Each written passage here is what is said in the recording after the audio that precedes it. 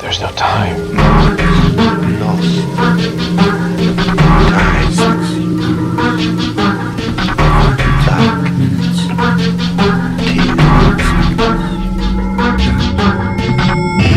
The time is 13 o'clock.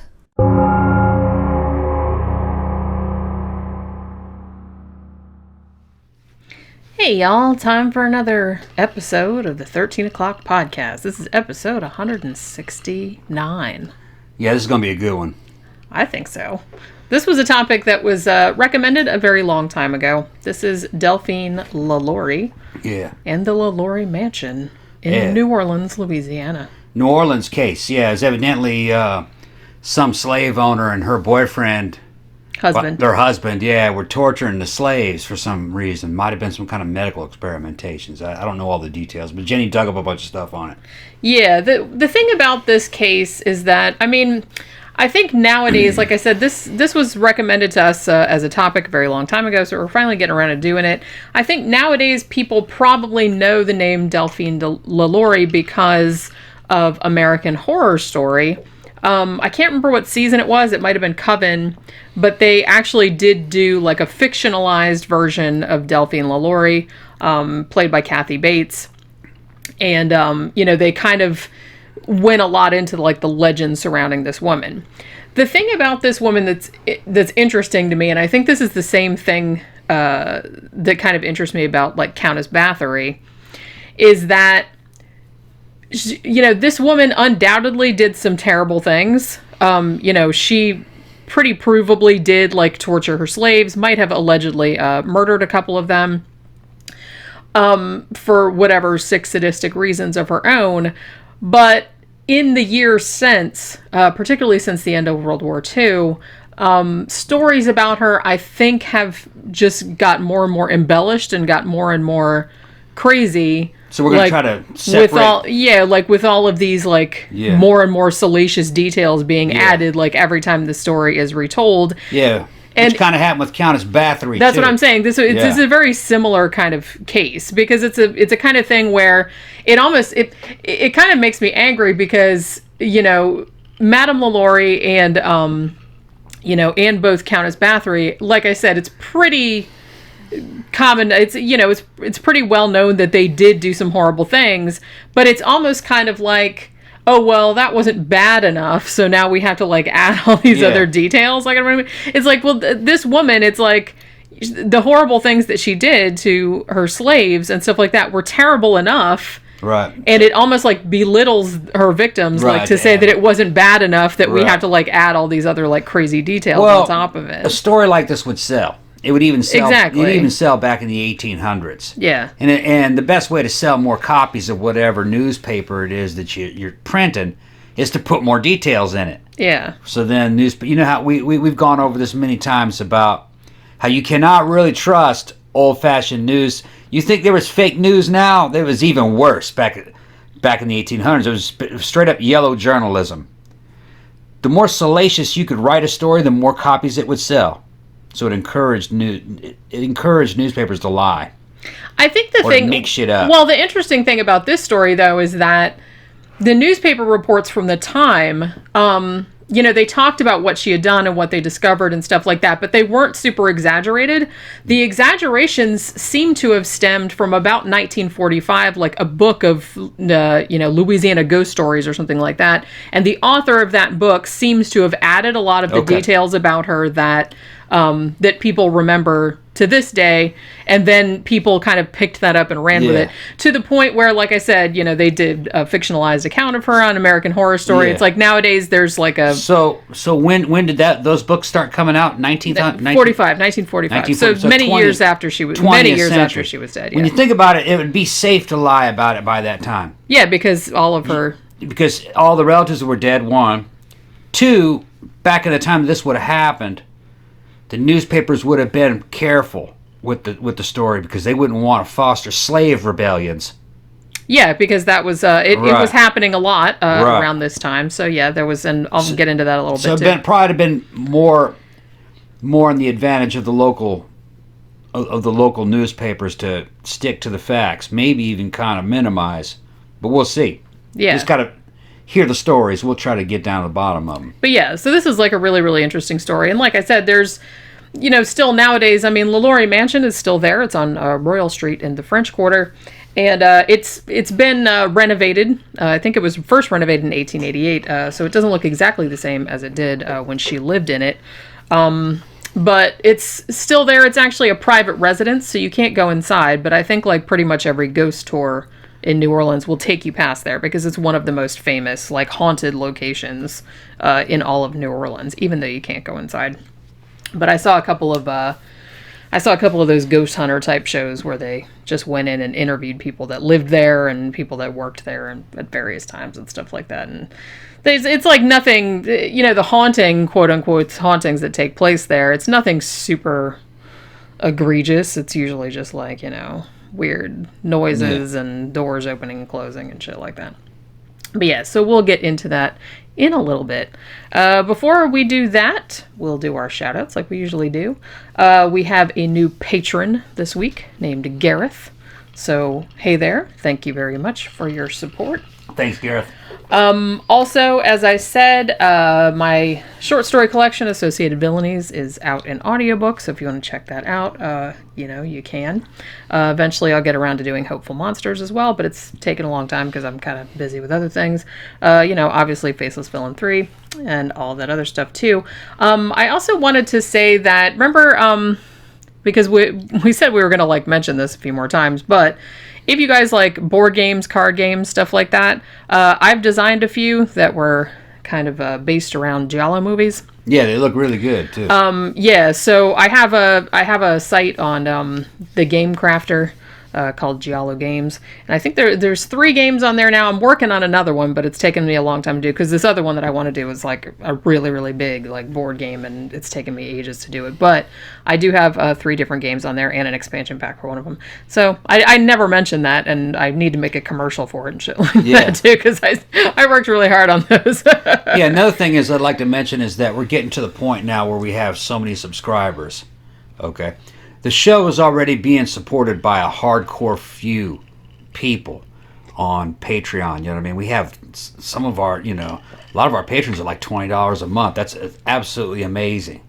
And that is enough to kind of keep the show rolling. But we're now at the point to where we have so many subscribers and we get enough traffic to where if we had a bunch of real small donations, like $1 or $2 a month on Patreon, that would make a huge difference now. Yeah, they definitely Because when we first started this show, we only had a couple subscribers and a few patrons. Yeah. Only making a couple $100 a month. Well, now, what are we up to now in terms of hardcore patrons? Maybe about $300-$400 a month, something like that? Yeah, 400 something. So 400 something, which, that's not much, but that's enough, you know what I mean, to make it worth doing the show. We really, when we started the show, we really just were going to use it to run ads for her books. Yeah. You know what I mean? We didn't really consider Patreon at the time. But now we're almost pushing 8,000 subscribers. If even just 10% of our people gave us $1 a month, it'd make a big difference. Yeah. So, just like you guys to consider it, if you want to giving us a small monthly donation on Patreon, that now would make a big difference. Yeah, it definitely would, yeah. And, like I said, all of our patrons, all of our people that send us donations through PayPal. It's like I said, one of our listeners, Ben, sent me a computer, which was super awesome. I just now finally got it set up because I had a lot of stuff I had to transfer over and stuff. We got the meat and potatoes covered, but maybe some gravy'd be nice. That's what I'm getting at. You know what I'm talking about? And for our big subscribers, every quarter we sent out some custom shirts. And we got some good ideas for some cool shirts. It probably be movie-based. Movie mashup between 13 o'clock and movies. Yeah, I was thinking do like a 13 o'clock and Crustle shirt, a 13 o'clock and fucking, you know what I mean? Maybe 13 o'clock and The Shining combined. That's the first one I was thinking of. Yeah, we might do something We need to do that soon because I think we forgot to do it last quarter because it took us so long to get the ones from June out because we started making them. Yeah. And then it took us so long to get the screens right and all that other kind of stuff. Yeah. So I think mid-December we'll probably think about. Yeah, I've gotten a lot better at doing it too, and also doing all the purchasing for it. Because sourcing all those shirts, all those black shirts, can get rough. Yeah, because it really doesn't make it. I'll clean Walmart out. Yeah, because usually what we were going to do. Oh, Pookie's playing with the camera again. She's Leave the tripod alone. She's chewing on the tripod. Yeah. She just can't help herself. But yeah, so it's almost like not worth it to order like wholesale online, just because usually that has like a minimum. Like you usually have to get 100 minimum or 200 minimum. We don't need that many. We usually just need like 40 or 50. 40 or 50, right. So yeah, usually what we do is go to Walmart or Michael's or something like that, and yeah, they have good quality cotton shirts or the blends. Yeah. To the lightweight blends, I like those because they don't ever fade. Yeah. And in hot weather during the summer, they're comfortable. But those 100% cotton ones we get out of Michael, they're nice. They're real nice. The only thing I don't like about now, I could clean Michael's out in a single visit though. Yeah. Usually they'll only have like 10 of each size. That's true. Although no, because they have that whole aisle of all different ones. It's like, but sometimes you have to watch because sometimes they don't have like the women's fitted ones. You know what I mean? You just gotta like. It depends we can on work when it you out. go. We can work it out. It depends on when you go. We can get supplied. We only have to do about 50 of them every quarter. That's what I mean. It's not like you know. I can always let them restock and go back there and do it again. Go hit them again. Yeah. Or we could drive farther away to another Michael's. I'm sure there's another Michael's like not that far away. Yeah. All right. So let's talk a little bit about Delphine LaLaurie. Yeah. Now, as I said, nowadays she's kind of remembered. She's called a monster, called a serial killer, called various other things. And like I said, what she did was bad enough. Even though they didn't really catch her until 1834. Well, they never caught her. But they didn't really know what she was up to until like 1834 when there was a fire at the house. And they all went in there to see what was going on. But it just seems like prior to that, there wasn't really any inkling that she was doing anything wrong. It really wasn't until she married her third husband. So I don't know if he had something to do with it or if she just snapped because of something he did or something like that, because she'd been married before and she'd lived in society for quite a long time, and like no one had really, there were no like salacious rumors about her pretty much until she like married her third husband. How old was she more or less by that time? I don't really know. Maybe 50s, 40s? Yeah, I think she was in her 40s or 50s. Right. She was born around 1775. Okay. And actually, her parents were pretty, like, high up, like, wealthy aristocrats, very high up in the white Creole community of New Orleans. They were Irish-French. I believe her grandfather was the one that had moved from Ireland and, like, settled them in New Orleans. So, so like I said, this was a very prominent family. Yeah. I believe one of her cousins was actually a mayor of New Orleans for 5 years, from 1815 to 1820. So she was actually born Delphine McCarty or McCarthy. Yeah, and during the time that she lived, New Orleans was already old. I mean, the Spanish had it for, I think back in the 1500s. I believe it was still under Spanish rule right around this time. Or when her family first got there. Yeah, Spanish had it, then the French had it, and then maybe it went back to Spain, and then later on it got purchased by the United States during the Louisiana Purchase.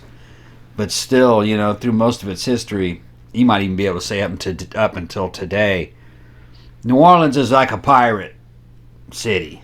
It's always kind of existed in its own parallel universe. Yeah. Semi-criminal, really. Even the cops, to this day, NOPD, bad reputation, I have a lot of experience fucking around down there in that French Quarter around Decatur Street, okay? You want to steer clear of fucking New Orleans. French Quarter, and the French Quarter is actually safer than a lot of the other places in the New Orleans. Now, after Katrina, maybe it's changed, but after Katrina, I haven't been there, since then. But post Katrina, or pre Katrina, excuse me, it was bad. So, and I think it was always bad.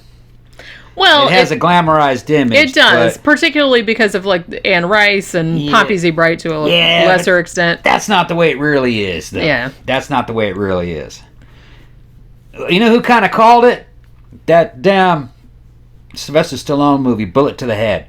It's taking place in New Orleans. That's really what it's like. Yeah. Yeah. it kind of feels more like a dirty version of New York.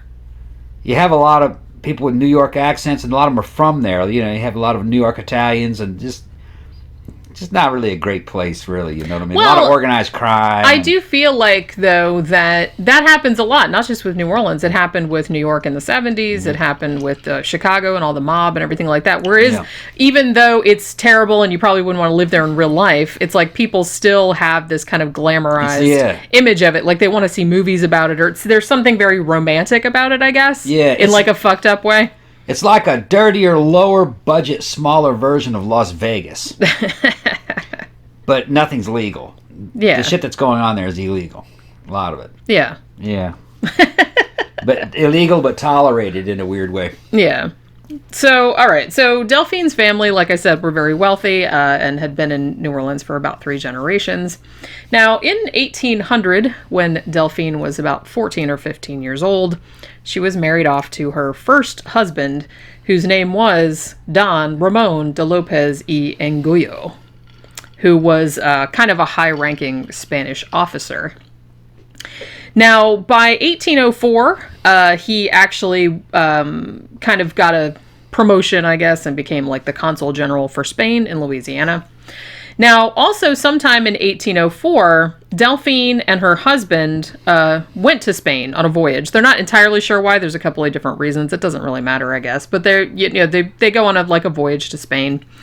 During the trip, I don't know if it was on the way over or on the way back, Delphine had a daughter. So she had a baby on the boat. Now, also sometime around this time, and like I said, I'm not real clear on whether it happened in Spain or whether it happened on the ship or something like that. The first husband died. I don't think there was anything like sketchy about it or anything like that. I think he just had a heart attack or whatever. So that was her first husband down. So about 4 years later, 1808, she marries her second husband, whose name is Jean Blanc. He was a kind of a wealthy dude. He was a banker, a lawyer. Also, he was in a law, like he was a legislator. He was in law or whatever. Now, during this time of her second marriage, this was when they bought a house on Royal Street. This was number 409. So this isn't the house that like later became famous, but it's on the same street. So, this was called the Villa Blanc or the Villa Blanc or whatever. Now, with her second husband, she had 4 more kids. Now, this husband also died in 1816. And after this happened, it seems like that Delphine was like single for about 10 years at this point. She was a widow. Now, she had money of her own. Like I said, her family was very prominent. She owned property in her own name. She had her own money. So I guess she wasn't really worried about, hitching the wagon to like some other dude or whatever. So she's single for 10 years. And then she marries her third husband, whose name was Leonard LaLaurie. And this is where she gets her most famous name from. Now, he was a lot younger than her. I believe she was, at the time, she might have been 38, or she might have been in her early 40s, maybe. And he was only 25. Now, he was a doctor. I saw one thing, because I watched a bunch of documentaries about this. I saw one thing that said he was a doctor, but he had graduated, like, last in his class or something. But he's, like, still a doctor. It doesn't matter if you're last in your class or not. Yeah, and being a doctor back then wasn't saying much. True, that's what I mean. It sounds like a big deal now if somebody's a doctor, because you have to like go to medical school. One step above barber.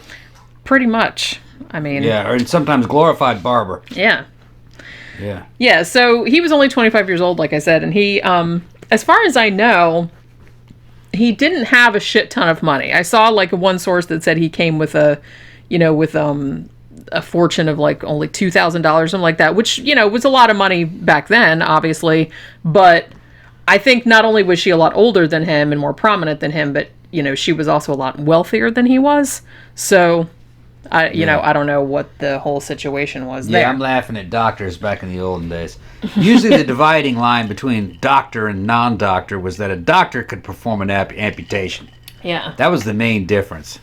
They could amputate a damn limb. That's probably just like a cleaver, and they chop it off. It was a bone saw. Yeah. Bone saws and knives, and then they'd have to make a flap and sew it together. And you put a tourniquet on and then amputate. And if you actually saw the procedure, the training manuals, anybody could do it, really. Well, It's yeah. mostly having balls. Just like not being Having the guts of doing it. not being afraid of like Yeah, accidentally a bunch of killing other dudes somebody. holding another guy down while he's screaming, sawing off a damn bad arm or a bad leg. Yeah. And that's, there was no antibiotics back then. You just, hopefully you'll be all right. Here, have some whiskey. Yeah. Or here's like a big leather thing to put in your mouth and chew on. People are tough, man. They survived it. Well, what choice did they choice, have? It yeah. was probably better than dying. Yeah, no anesthesia or anything. Yeah, I know. It was, whew. I don't. No, thank you. I don't. Sometimes think I'd like they to go had back to it, but that. they just usually were out of it. Yeah. It existed. It's just that battlefield doctors, usually they ran out of that shit quick. Well, yeah, I imagine they probably would because they Yeah. just have people coming through there all the time. Yeah. So, shortly after she marries her third husband, they buy the very famous property at 1140 Royal Street, which, as I said, still stands there today and is the house that you will see on the ghost tour if you go to New Orleans and take one of the ghost tours as the LaLaurie Mansion. Yeah. Now, this was in 1831. Now, she actually bought it. I don't know if her husband's name was on the mortgage or just hers was, but she, managed the house pretty much all by herself. It was mostly her money, like I said, because he wasn't super rich or anything. So by 1832, they had put the 3-story mansion there. So she lives there with him and 2 daughters, and they also had slave quarters, obviously, like a lot of people in high society did then. And she kind of, like I said, she was a prominent member of society, so she was kind of well known in high up, particularly the Creole circles. And she was also well known for giving really lavish parties, for being a really good party hostess, and having all that type of stuff going on. And as I said, prior to her marrying this guy, there wasn't, I read somewhere that they said there just wasn't any whiff of any impropriety on her part, no rumors swirling about her, nothing before she married this guy.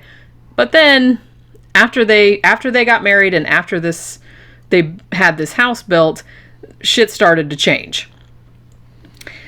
So they have a bunch of slaves in their household. Sources differ. I've heard that they had up to 26, which was actually kind of a lot for a house that size. I think average they usually had about from between 6 or 8, in a household of that size. Now, even prior to the fire, the very famous fire that happened in 1834, people started. The rumors started circulating among society circles that she was unusually cruel toward her slaves. Now,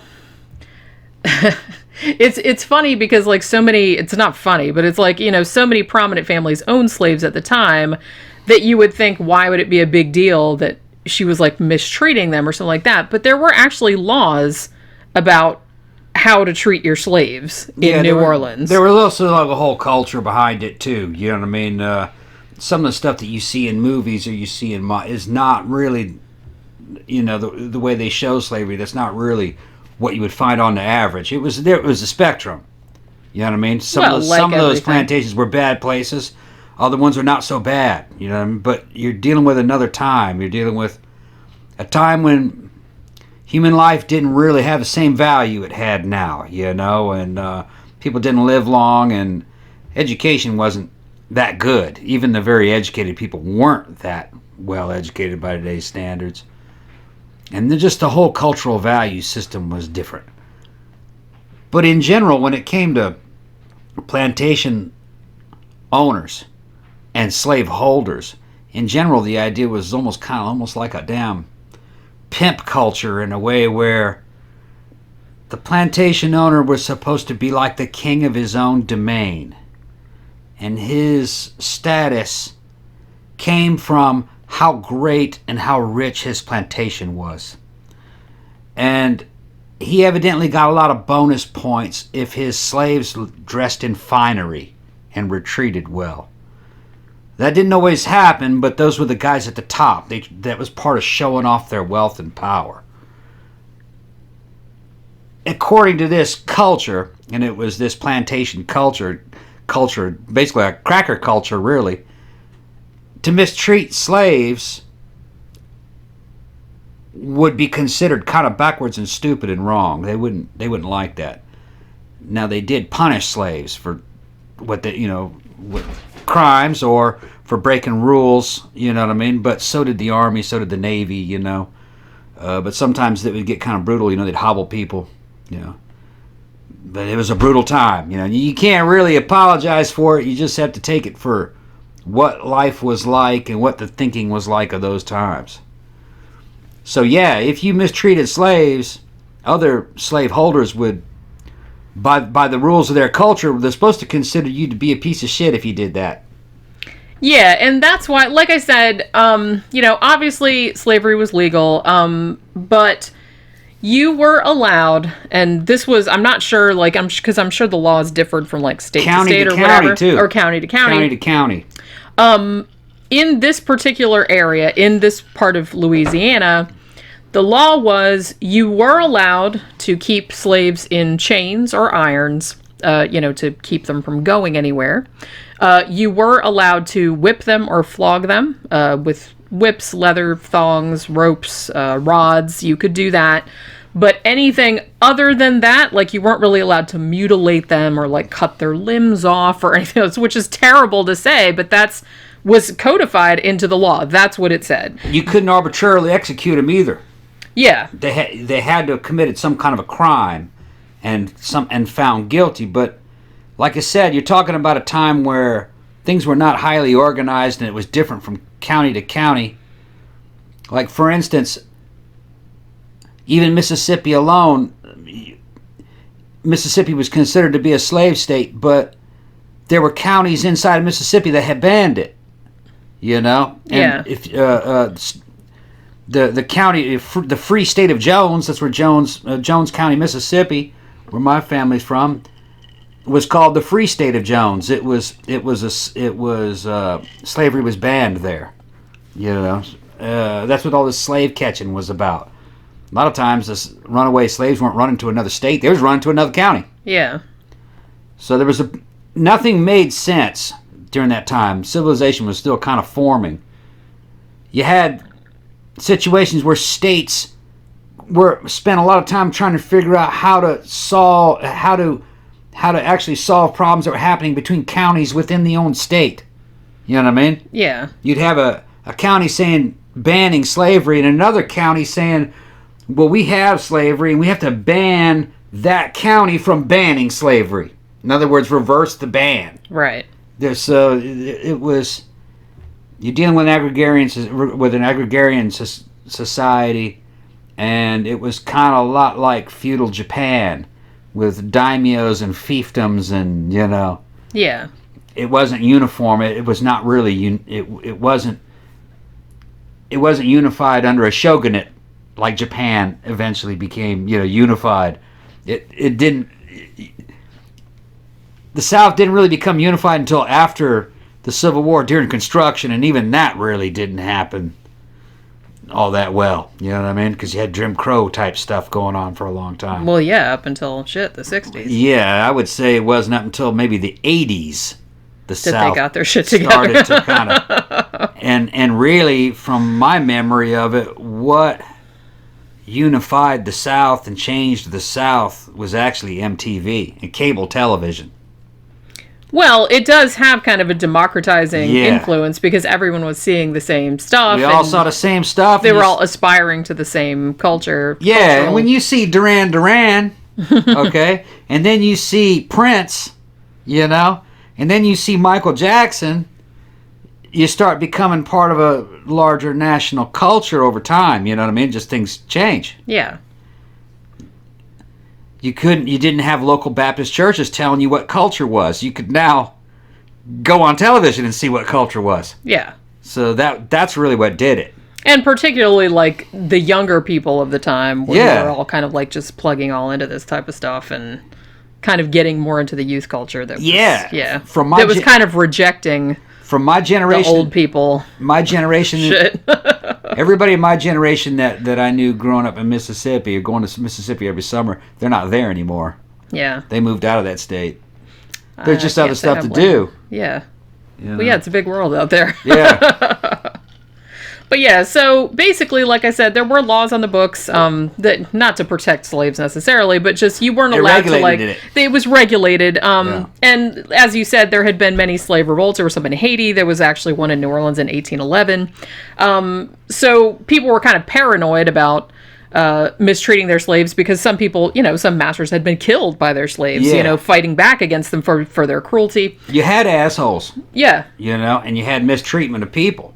All people. Slaves were people at the bottom of the system, which would have been that. Well, I wouldn't say the slaves were at the total bottom. Maybe legally they were, but I think probably the ones that were probably poorer than them would have been some of them sharecroppers. You know what I mean? And Irish. Yeah.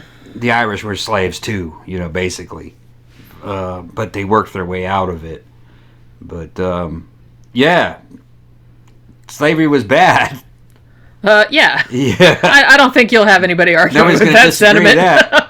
It had to have regulations to keep slave owners under some means of control, Well, and this is there's a horrible thing to say, but also, that slave was considered property. Yeah. And as such, it could be purchased by another person. Yeah. So I think there was also an aspect of not damaging property in case someone else got a lot of it had to do with the psychology of the time. Yeah.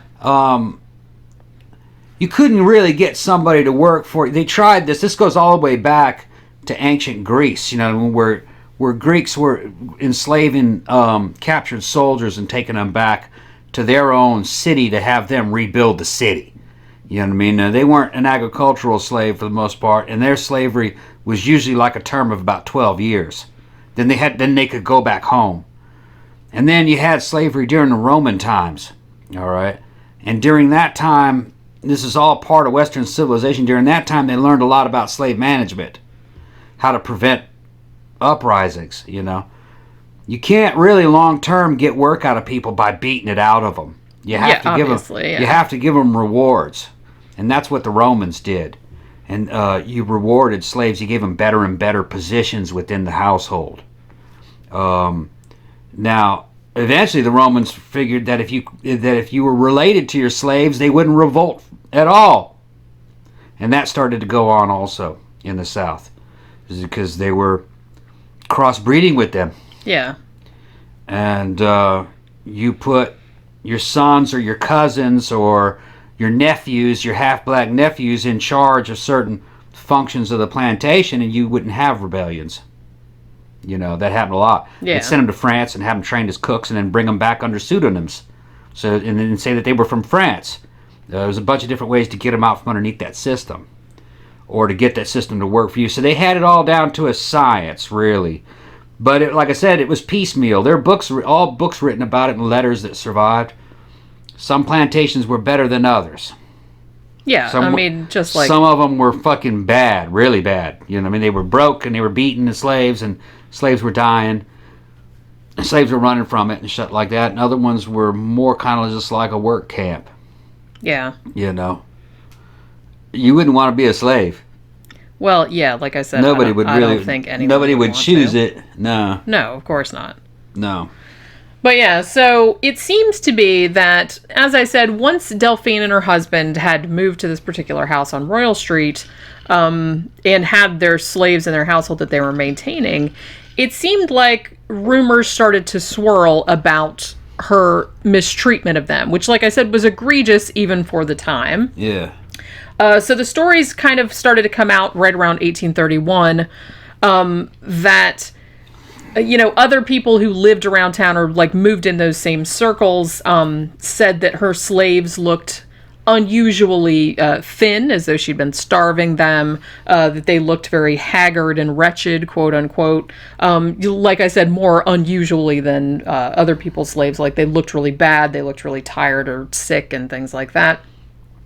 But then again, there were other accounts that, when she was out in public, she seemed very nice toward African Americans in general, because there's some of them, not all of them were slaves, obviously, some of them were free, and that she was very polite to them in public. That doesn't necessarily mean that she wasn't a horrible person to them in private, which seems to be the case.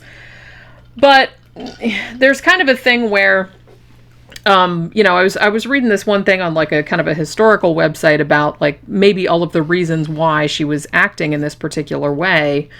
And they're like, well, did she have some kind of particular hatred for slaves, or did she have some kind of particular hatred for black people or something like that? But it seems like contradictory, because she did seem to treat some of her slaves well. You know what I mean? I mean, the thing is, okay, now her uncle, now before she was born, like shortly before she was born, her uncle was killed by one of his slaves in 1771. So she would have known about that because it was family lore.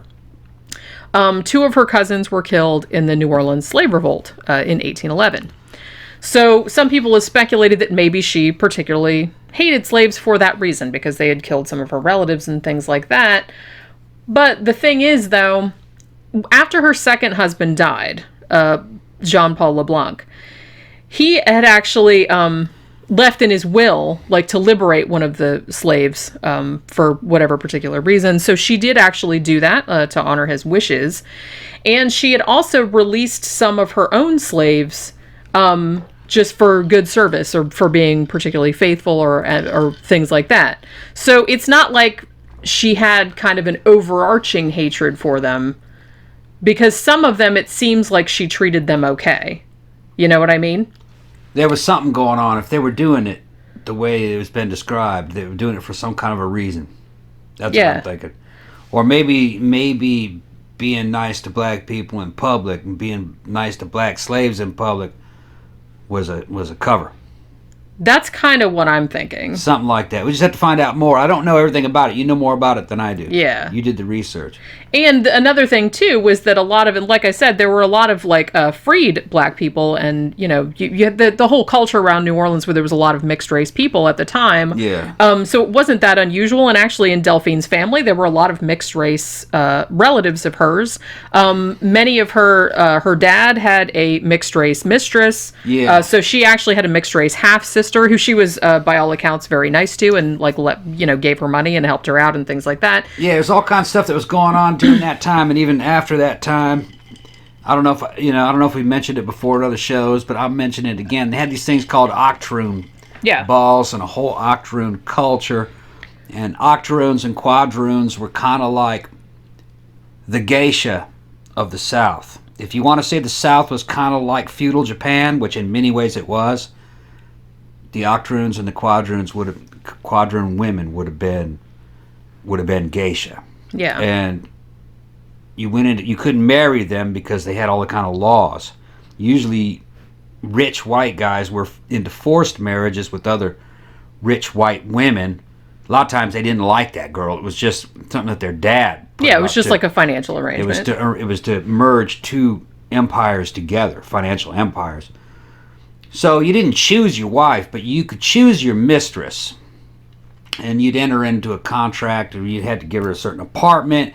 You had if you had children with an octoroon female, they were considered legally to be white. So you had to raise your children with them. She had to be kept in a certain amount of finery, and they were educated. They knew how, you can research all this. They were educated. They looked white when you looked at them. A lot of them were redheads and stuff. Their mothers were quadroons, and they were your real wife, really, more so than your wife. That was something that was arranged for you. But they actually seemed to, according to history and all the writing, they actually loved the mistress. It was usually quadroon. Which, like I said, that's not as surprising, like you said, right. when marriages were undertaken for financial reasons, and you might not even know that person particularly well or like that person all that much. Now here's something about octoroon culture.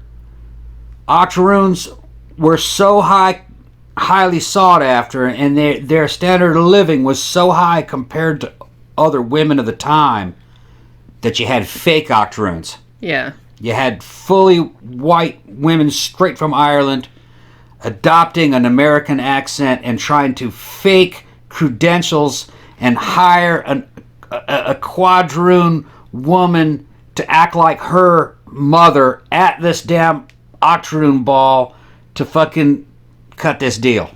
That's how pampered they were. there's paintings of them. Yeah. Still exist. Well, and like I said, even several of Delphine's male relatives had mixed race mistresses that were acknowledged, and the children that they had from them were also acknowledged and were left in the will. And so it's not like it was some dirty secret. No, everybody knew. They didn't keep it. No, you hear a lot of shit, especially coming out of the north in modern times, where they take the worst situations that ever happened in the South and they kind of hold that up as being the norm, when that wasn't really the norm. The South, even in olden times, was a lot more diverse than people would think, and it was a lot more freewheeling. You know what I mean? You had a lot of intermarriages going on. Yeah. There wasn't any. In certain places there weren't laws against it, as long as it was between free people. Yeah. It's just, you know what I mean? It depended county by county. Well, like I said, it's just like, and we say this a lot on this show, but it's like everything, particularly history, you know, obviously they can only get into so much, like in a history book and stuff like that, and everybody needs just like kind of a general outline of it, but everything is a lot more complex than, you know, because, I mean, there's just, everyone's different, it's like every place was different, and it's like there was just so much different shit going on. You had free black men that were plantation owners and owned slaves, and they were players, real players. You had Indians that owned slaves. That was weird shit. You had Indians who were mostly Irish. You had Indians that were black. You know what I mean? That were part of a tribe. It's just difficult. It was difficult to pigeonhole anything from the 17 and the 1800s here in America. You could run into anything. It wasn't as cut and dried. Hollywood wants to paint it to be a certain way that it really kind of like I said, it's easier. I mean, particularly in, like I said, in a history book or in like a, you know, fictionalized movie or something like that. I mean, you can't have just like shit all over the place like it is in real life, because like people don't follow narratives like that very well. Yeah. You know what I mean? But I had a whole series of Time Life books that talked about the Old West, and one of them was called The Gunfighters. And they showed them hanging this gang of thieves that were running around robbing banks, and they said that they went on like a 12-month rape and robbery and murder spree across all of California. And if you looked at them, it was white guys, black guys, and Mexicans all dressed like cowboys in the same damn gang. Mm-hmm. That's not what you saw out of Hollywood. Yeah. But that's what it really was. Yeah. Yeah. Well, like I said, everything's a lot more complicated. Everything is a lot more complicated, yeah. Life in general is a lot more complicated than they could like show in a movie or whatever. Yeah, so, all right. So, pretty much as soon as, you know, she had married her third husband. And like I said, some sources say that how she met him was that one of her daughters, I believe the daughter's name was Pauline, had like some kind of spinal deformity or something like that. And he was like, some sources said today he'd be like a chiropractor, you know what I mean? Because he's a doctor, but, you know, I guess that was what his specialty was or whatever. So I think that's how they met. And that kind of ties into some of the rumors that swirled around him later on about like medical experimentation and shit like that. But we'll get into that in a little bit. So even as early as 1828, shortly after Delphine had married her third husband, LaLaurie, there had been rumors circulating, like I said, that she was mistreating her slaves, that people in the neighborhood or whatever would see her slaves and they looked really bad, or they looked like they had been beaten, or they looked sick or something, or malnourished, or what have you. So apparently, a letter survives from as early as 1828 that said that he had gone into the LaLaurie's house, and that there was more than one slave in there who had clearly been beaten until they were bleeding. He said they were still bloody, quote unquote.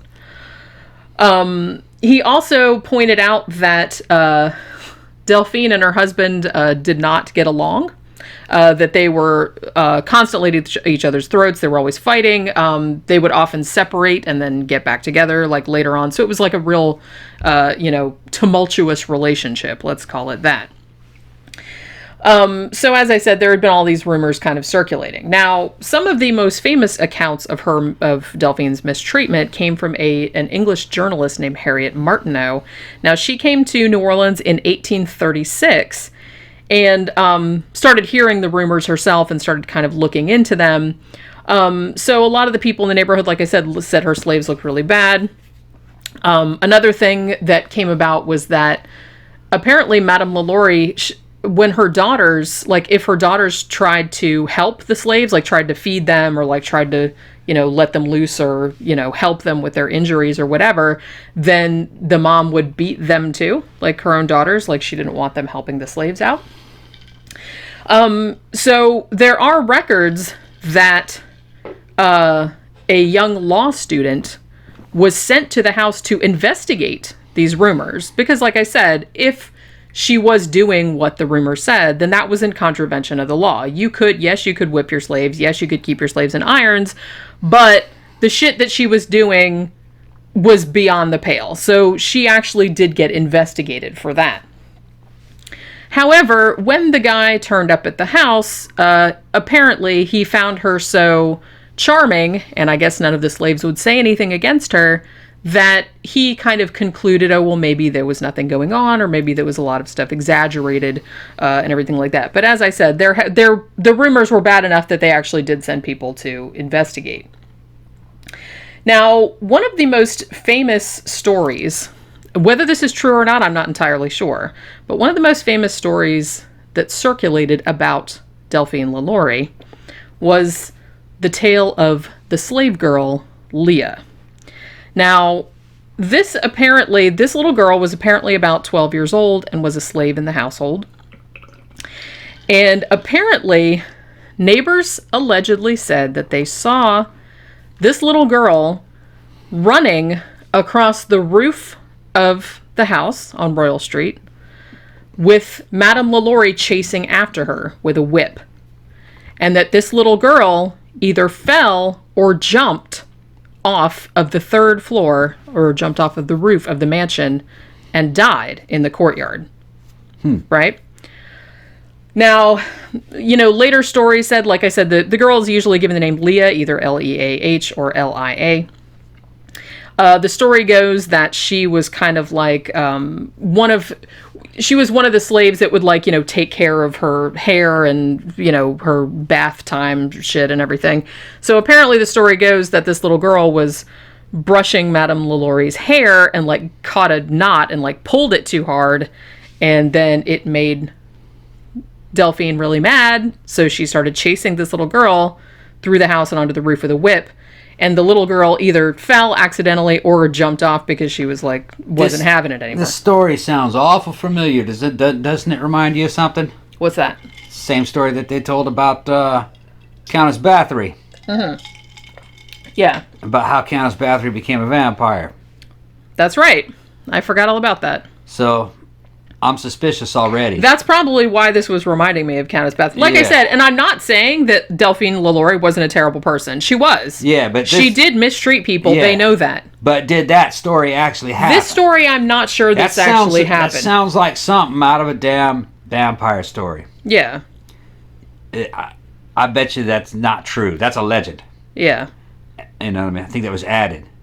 It may have been, like I said, because a lot of things about her were exaggerated later on, particularly after World War II. Because with Countess Bathory's story, the Countess is getting her. She's aging, and she's looking in the mirror, and she's not as pretty as she used to be. It's like something out of a damn Disney story with Snow White. You know what I mean? She's looking at herself in the mirror. I'm not as pretty like I used to be. And the peasant girl who's brushing her hair pulls her hair, and she goes, "Oh, you bitch, that hurt!" And she slapped the girl, and some blood dripped out of her mouth. That's right, yeah.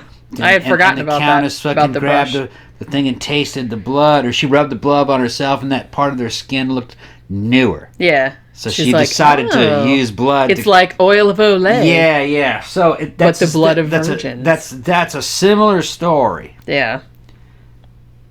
I doubt that happened. Yeah, this might have been one of the things that was exaggerated. Yeah. The thing is, like I said, so this little girl supposedly either fell or jumped off the roof, and she was supposedly buried on the grounds of the LaLaurie mansion. A little girl that age might have died there. They think that she did because I do believe that they did find at least one child skeleton. Could have been sickness, but it could have been anyone because they died. They died. Because the thing is that they actually did have records of the names of most of her slaves, and there was not one named Leah, although she did have some slaves that were that age. So it could be that something similar did happen, but that wasn't the kid's name. You know what I mean? Yeah. So there's also the story, too, that either right around the time of this incident, that there was another investigation into Delphine and her husband about their particular cruelty, and that at this point, I believe it was 9 slaves were actually confiscated. That's a horrible word to use, like when you talk about human beings, but were confiscated. Property. Yeah, were confiscated away from them because of their cruelty.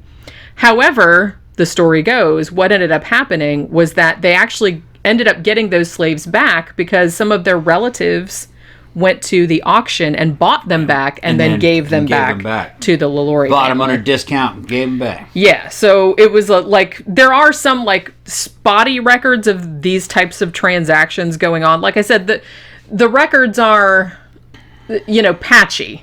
So some of this stuff did happen. Some of it may have happened, but the records were lost, or the records are contradictory or something like that. So like I said, that's why, and this wasn't even as long ago as Countess Bathory, so you can see why that kind of thing happens where, there was some bad shit going on, but, how much of it was, like, added later on, and how much of it was, like, legend, how much of it was, like, rumors going around the community, like, who fucking knows. So, so very famously, in April of 1834, a fire broke out at LaLaurie Mansion, and it started in the kitchen. Now, again, story goes, when the police and fire marshals broke into the house to try to, save people, allegedly, they found a 70-year-old woman who was the cook chained to the stove. And she said that she had started the fire because she wanted to get the fuck out of there and wanted to get everyone else out of there. She was trying to kill herself. So, like I said, that's how the story goes. It was a suicide attempt. So, let me see. Was that verified? It was in some papers at the time. The thing about it is that, okay, so when the fire happened, people did actually go in there. Delphine and all them got out. But then apparently a crowd gathered, and this is from newspapers at the time, which didn't seem terribly exaggerated. So people started gathering around, and somebody said, hey, aren't the slaves still in there? Are you guys going to, go in there and help them get out, or what? And apparently the LaLauries were, essentially said, why don't you mind your own fucking business? So some of the townspeople, as well as some of the police, busted in there to try and get the slaves out because they knew that they were in there. And this is when they found several slaves, I believe it was 7, in the attic who were basically chained to the wall and had various terrible injuries. You know what I mean? They were very malnourished. One of the women, and this might have been the same woman that they later said was chained to a stove, because I'm not real sure if that was true or if that was a detail that was added later. They did find an older woman, chained to a bed in the attic, and she had, a big, not a hole in her head, but, a huge, big head wound. She had been, hit with a hammer or something like that. I'd be curious to know what the slave market was like during the time of all this. Were these slaves worth money? Because there was times in which the value of slaves had fallen through the fucking floor. In other words, you couldn't sell them. Yeah. And what I'm thinking is, what had happened? Did the new husband start squandering her family fortune that she had inherited through her ex? Maybe they were getting too poor to afford slaves, keeping them in terms of feeding them. So they started beating them up and resenting them. And then they couldn't sell them. And then they didn't want to admit that they were going broke. They didn't want white people making fun of them, that they were losing their money. Yeah. So they tried to kill them. It could be. Here's the thing. I do feel like... That way they could walk away from it like a victim, and they wouldn't look like that they were losers going broke. Right. trying to keep some kind of family honor. It's possible because, like I said, it had to have something to do. Now, even though there is evidence, like from her, the letters of her kid, like grown children and stuff like that, that Delphine LaLaurie had some mental issues, like for most of her life. Probably something like bipolar disorder, because they said sometimes she seemed super nice and sweet and everything, and then sometimes she was like very formidable and terrifying. You know what I mean? So she kind of had that type of thing going on. However, there were no rumors about her being particularly cruel or murderous or anything like that prior to her marrying her third husband. So I feel like there definitely had to be some kind of synergy going on, or something going on with her that was triggered by him. I think he was spending all her money. It could have been. Or the thing is, too, because I don't think he had as much money as her. Also, he was much younger than her. And it might have been a case where maybe he was fucking around with one of the slaves, or maybe he was, and maybe it made her mad. You know what I mean? Because she was getting older, and maybe she thought, and that wasn't something that she was used to, because she'd always been like very sought after because she was very beautiful. That's a possibility, but I think would be more likely at this point is that he was taking her money from her. Yeah. And going downtown into the French Quarter, gambling and boozing and picking up hookers. Ladies of the evening, all right? And he was squandering her money, and she couldn't run the house with what she was left with. So she couldn't feed these slaves. Yeah. And then, for some reason, she couldn't sell them. Because you would think that if you didn't have enough money to feed slaves... then you could just... that you would sell them. Yeah. Okay. Because, as I said, I mean, most sources I said they had a lot more slaves than would have been normal at that time for a household that size. Yeah. Maybe she had some kind of mental problems, and she thought maybe holding them was in a way saving money. Like money in the bank. Yeah, possibly. But I don't know. But the way she couldn't feed them. Like you just have the same situation going on with crazy cat ladies sometimes, with a whole house full of starving cats. Oh, I love my cats. Or some shit like that. I can't let these cats go. But then they don't feed them. But then they or can't take feed care them, of and them, they and they're all feed sick them. and everything. Yeah. And then when they start protesting, she start beating them. Yeah. Some with mental problems. Maybe that was what happened, because like I said, so when they broke in for the fire, I mean, the house didn't burn down. It was just like, the fire started in the kitchen. It like destroyed some of it, but they actually got in and, and managed to save the house, and it, got renovated later on. But so they find these 7 slaves. I think it was 4 men, 2 women, and 1 that they didn't say like what the gender was. But they were basically chained to the wall by their necks, and had like some kind of mutilations, like they looked like their limbs had been stretched out or that type of thing. Like I said, the one old woman had like a really bad head wound. They hadn't been fed. They were very thin and malnourished, and various other things. And when they questioned them, they said that they had been up there for several months. Know what the weird thing about this is, though? It's like when they did like rescue all of them, and then they kind of like put them on public display. Like not, you know what I mean? No, that makes sense. What they wanted people to know. They wanted people to know what she had. I done. guess that was the reason that they gave. They said they wanted to see, and they said like thousands and thousands of people. They were trying to shame her, and they were trying to shame her, and they were trying to warn other slaveholders. That's probably what it was, actually. Yeah.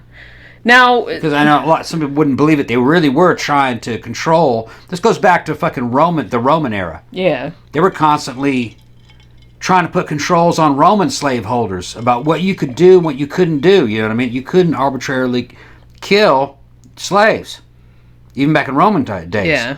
If you did it, you could get. Here's the problem. You have people that don't have access to the legal system. Yeah. So they can't sue you. They can't file a criminal complaint on you. But then you have you have a civilization that's trying to say, well, wait a minute. You just can't kill them and torture them for the fun of it. There's got to be some kind of rules. Well, if you don't have access to the damn legal system, how do you do that? You can't really. Yeah. You just put up these kind of like societal ideals and these societal traditions, okay, that you're supposed to follow. But there's no punishment for not following them. Yeah. So it's a huge problem. That was one of the problems with slavery. It's not humane. It's not sustainable. You can't do that fairly. There's no way to do that fairly. Yeah, obviously. You just can't. You can't own another person. You can't own another person and expect that, you know what I mean? You can't own another person, or you can't put a person in custody of another person and then deny that person access to the legal system, so if that person is abused, there could be justice. Yeah, it's like there's nothing they can do about it. That's one of the things that makes slavery unsustainable. Yeah. And I understand, and I've met a lot of people from the North, and they were talking about the Civil War. They were saying that it was the Civil War that ended slavery, that slavery was expanding and it was getting richer and it was taking over. And according to everything that I've read from that time and knowing Southern culture, I'm going to tell you, slavery was on the way out anyway. It was not sustainable. Well, it was just technology was making it obsolete. And like I said, there'd been a lot of revolts and shit. Yeah, you can't do that. For long term. No. Especially with the advent of technology. As technology got greater, the economic need for slavery, it just wasn't there. Yeah. You didn't need to have a lot of people on a plantation picking cotton and and what do you do? Pulling potatoes out of the ground. You could do that with just two people and a damn horse with a machine that could, sift potatoes from dirt, or a cotton gin. So it just made it economically unfeasible. Yeah. And then, like you said, the whole thing of regulating the behavior of a slaveholder. You have to have a legal system to do that. And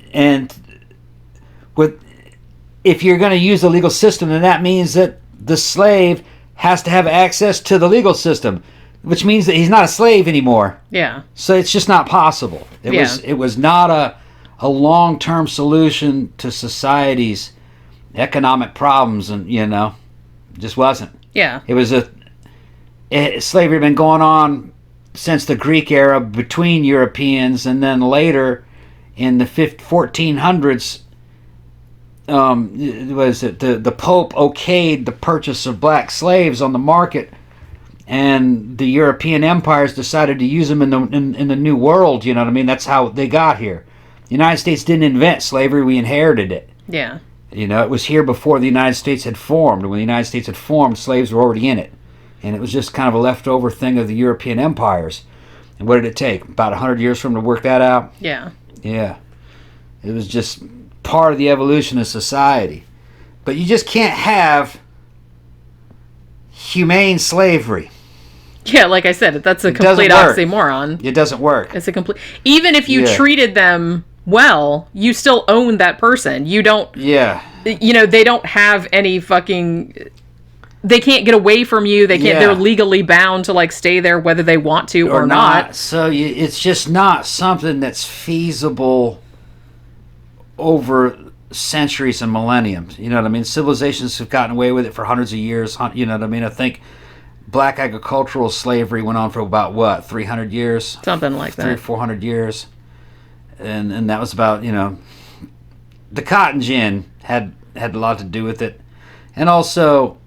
Population started to expand. Yeah. Got to the point to where the slave populations you could get as big as you wanted them to. Well, once you have infinite growth of the slave population, the value of slaves goes down because there's a lot of them. So they're not worth as much.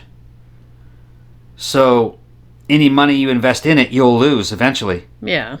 And that's kind of what happened with it. And then it just becomes untenable. Because how do you manage it without the legal system? It's just, there's too many conundrums. It's a clusterfuck. It becomes a clusterfuck. Is what you're trying to say. The best thing to do is to give everybody rights. Yeah. Which that's what eventually happens. That usually winds up. Once everybody has rights, it kind of goes. It starts to work itself out through the natural means. Yeah. So we're re-arguing slavery. Yeah, it's like we've sorted that out. But Nature's kind of sorted that out on its own. You can't really do it. Yeah. Not for long. All right. I think we're probably, we're right about at the halfway point. So we're going to take a break right now for a little commercial, little kitty videos and stuff like that. And when we come back, we will talk even more about Madame LaLaurie and some of the more salacious stories that kind of grew up in the later years about her. And maybe what the truth behind some of those myths might be. So stay tuned. We will be back in just a few minutes. You love true crime. I love true crime. And I've spent the last 3 years compiling a series of the most intriguing unsolved murders of the 20th century. It's called The Faceless Villain, and Volume 3 is available now. Featuring such fascinating cases as the Ketty murders, the Carey babies case, the Frog Boys, the Alcasar murders, and the Inokashira Park dismemberment incident, The Faceless Villain Volume 3 is an involving exploration of unsolved slayings spanning the years from 1980 to 1999.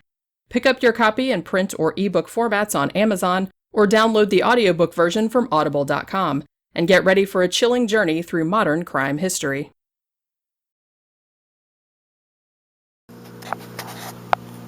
What's up? What you doing? What you doing? Yeah? Is there a lizard out there? Is there a lizard? I bet there is. Are you gonna get it? Are you gonna get it? Yeah? Where you going? Where you going? Oh, don't you do it! Don't you do it! Okay. Want me to chase him? I'll chase you. Yeah? Yeah? What are we doing? What are we doing? Look at you, keep going out of the shot. What's up? What's up? What are you doing? What are you doing? Hey. Oh, now you're gonna play on that chair. Now you're gonna play on that chair. Come here. Come here. Look at this little butt. What's up? I know. You're going round and round.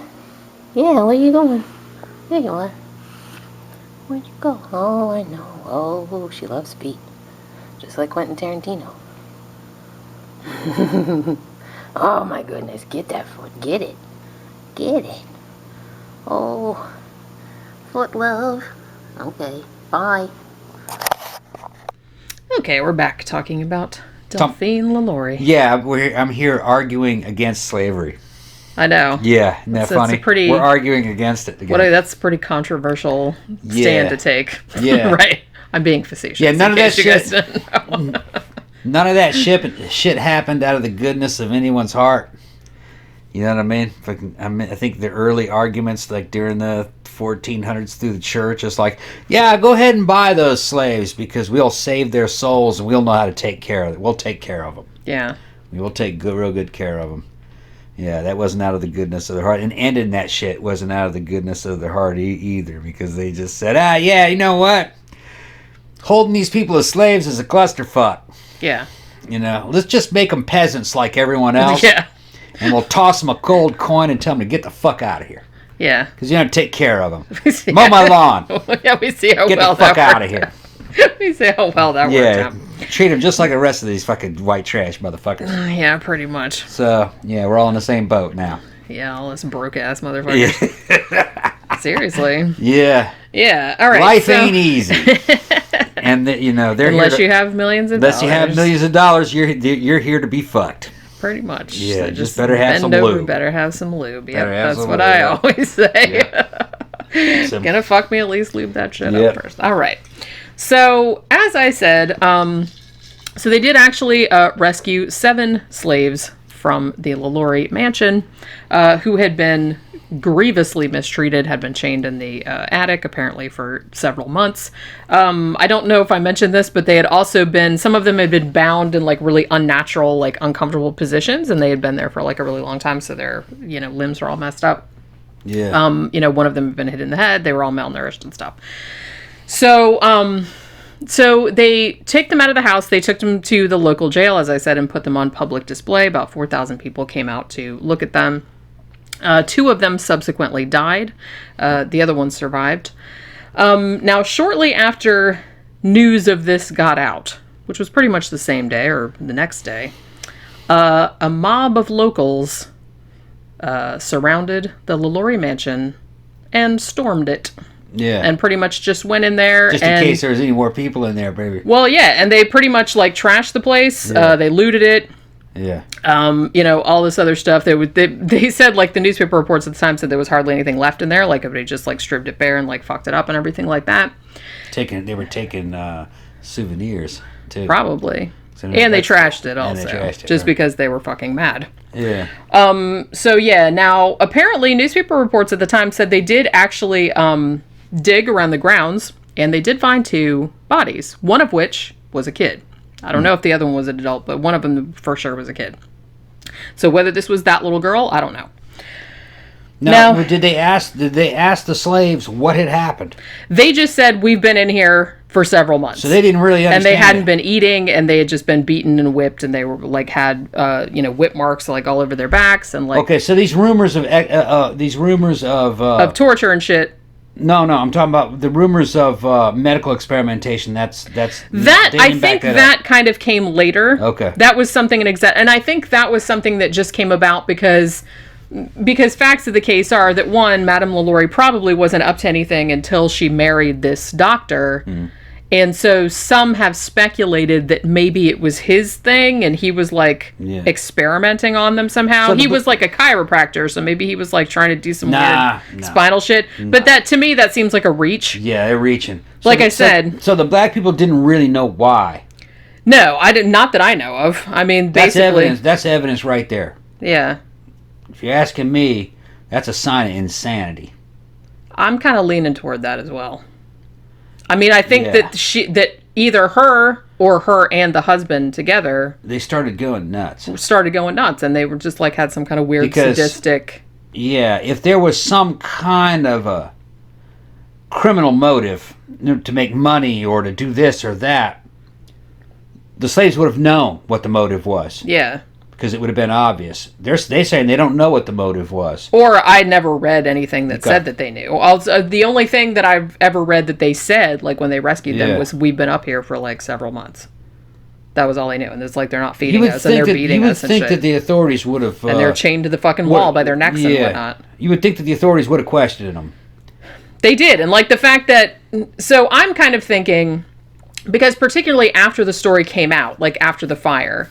the newspapers, were looking for a reason. They were looking for shit to like, why did this happen? Why did she do this? And they were trying. So the fact that it doesn't really seem to say any of that, that leads me to believe that I don't think the victims knew why she was doing it. Which means it was something dumb.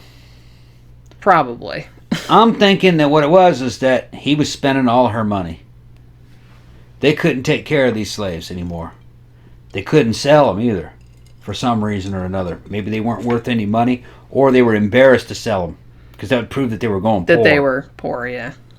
So they resented they couldn't take care of them, they started to starve them. They started to starve. And then when the slaves started to look skinny, it reminded them of the fact that they were poor. Although... So then there was these weird mental problems where they're like in denial. The woman and the husband are in denial. So they end up kind of becoming kind of like these animal hoarders.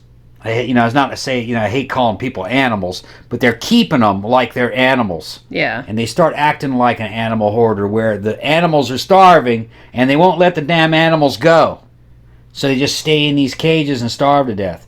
I never understand it. We've seen it on that movie, Hoarders. On the show, yeah. On that show, Hoarders. That makes me so sad. It makes no sense. And that's what it sounded like, something out of the Hoarders. Yeah. Where they start to suffer these mental problems. And every one of those women that is a hoarder, most of them are men, but mostly it's the women that admit to be that are on the show. That are on the show. They're all mental. Yeah, clearly. Okay, you're fucking crazy. If you're a hoarder, if you ask me, you're just fucking crazy. My grandfather was one. Yeah, they're crazy. All right. It's a certain type of craziness, though. The rest of them seems to be normal, but for some reason they can't throw the damn garbage out. Or they can't fucking... The thing about animal hoarders... Or they won't stop fucking buying shit. I almost understand the animal hoarders more because here's the thing. Like, if you see, like, a poor little wounded kitty, like, out... Yeah. That's orphaned. You take it. You want to take it. I want to take it. Every normal person wants to take it. And you want to take it home and take care of it. An animal hoarder won't take care of it. But I can understand that impulse. Everyone has that impulse. You want to help it. You want to help all these animals. And I can understand being sad that there's so many animals that are unwanted and that, like, you know, that get wounded in their laying, and like you want to help them and rescue them. I get that. But the problem is when you take that empathy, which is good, but then you just start collecting all these animals to a point where you can't take care of them and their situation is just as bad as it was before. Maybe back in slave days, there was a mental illness that was kind of like animal hoarding, but it only existed in a society that had slaves. To where if you had slaves, okay, you'd get attached to them, and when you couldn't afford them, you couldn't let them go. Yeah, maybe that's fucked up, but I never thought of that, but it might be. Because it would be the same as admitting that you're poor. Yeah. You know what I mean? So maybe it was a situation like that. Here's the thing, like what you were saying before about the husband spending all the money, I don't think that was necessarily the case because Delphine LaLaurie, neither her nor her husband Leonard were ever caught for this shit, because you know what happened? After the mob, like, stormed the house, or, like, when it started gathering around, the story goes that Delphine LaLaurie, and perhaps her husband as well, they're like, oh, hey, we're going for our daily, you know, ride in the coach like they do every day, and they just never came back. Yeah, skip town. Well, you could do it They back skipped then. town. You could do it back then. Now, they're not entirely sure. So, like I said, she never got caught for this shit. They're not entirely sure where she went. The most common story is that she took the coach and then she got on a boat and went to Mobile, Alabama, and then she went back to France. Now, there are records that she died in France in 1842. However, the weird thing is that there's also a grave marker in St. Louis Cemetery 1 in New Orleans that has her name on it, and it says that she died in Paris, but I think it's like a different year. It might have been 1849. So they're pretty sure that she died in France and that she was living a pretty comfortable life with, you know, either one or two of her daughters over there. So I don't think she was broke dick or anything like that. Like, she just took off to France and apparently lived comfortably for the rest of her life. Well, yeah, well, it's easier to support yourself and maybe have your daughters working, but how can you support yourself, your daughters, and how many fucking slaves?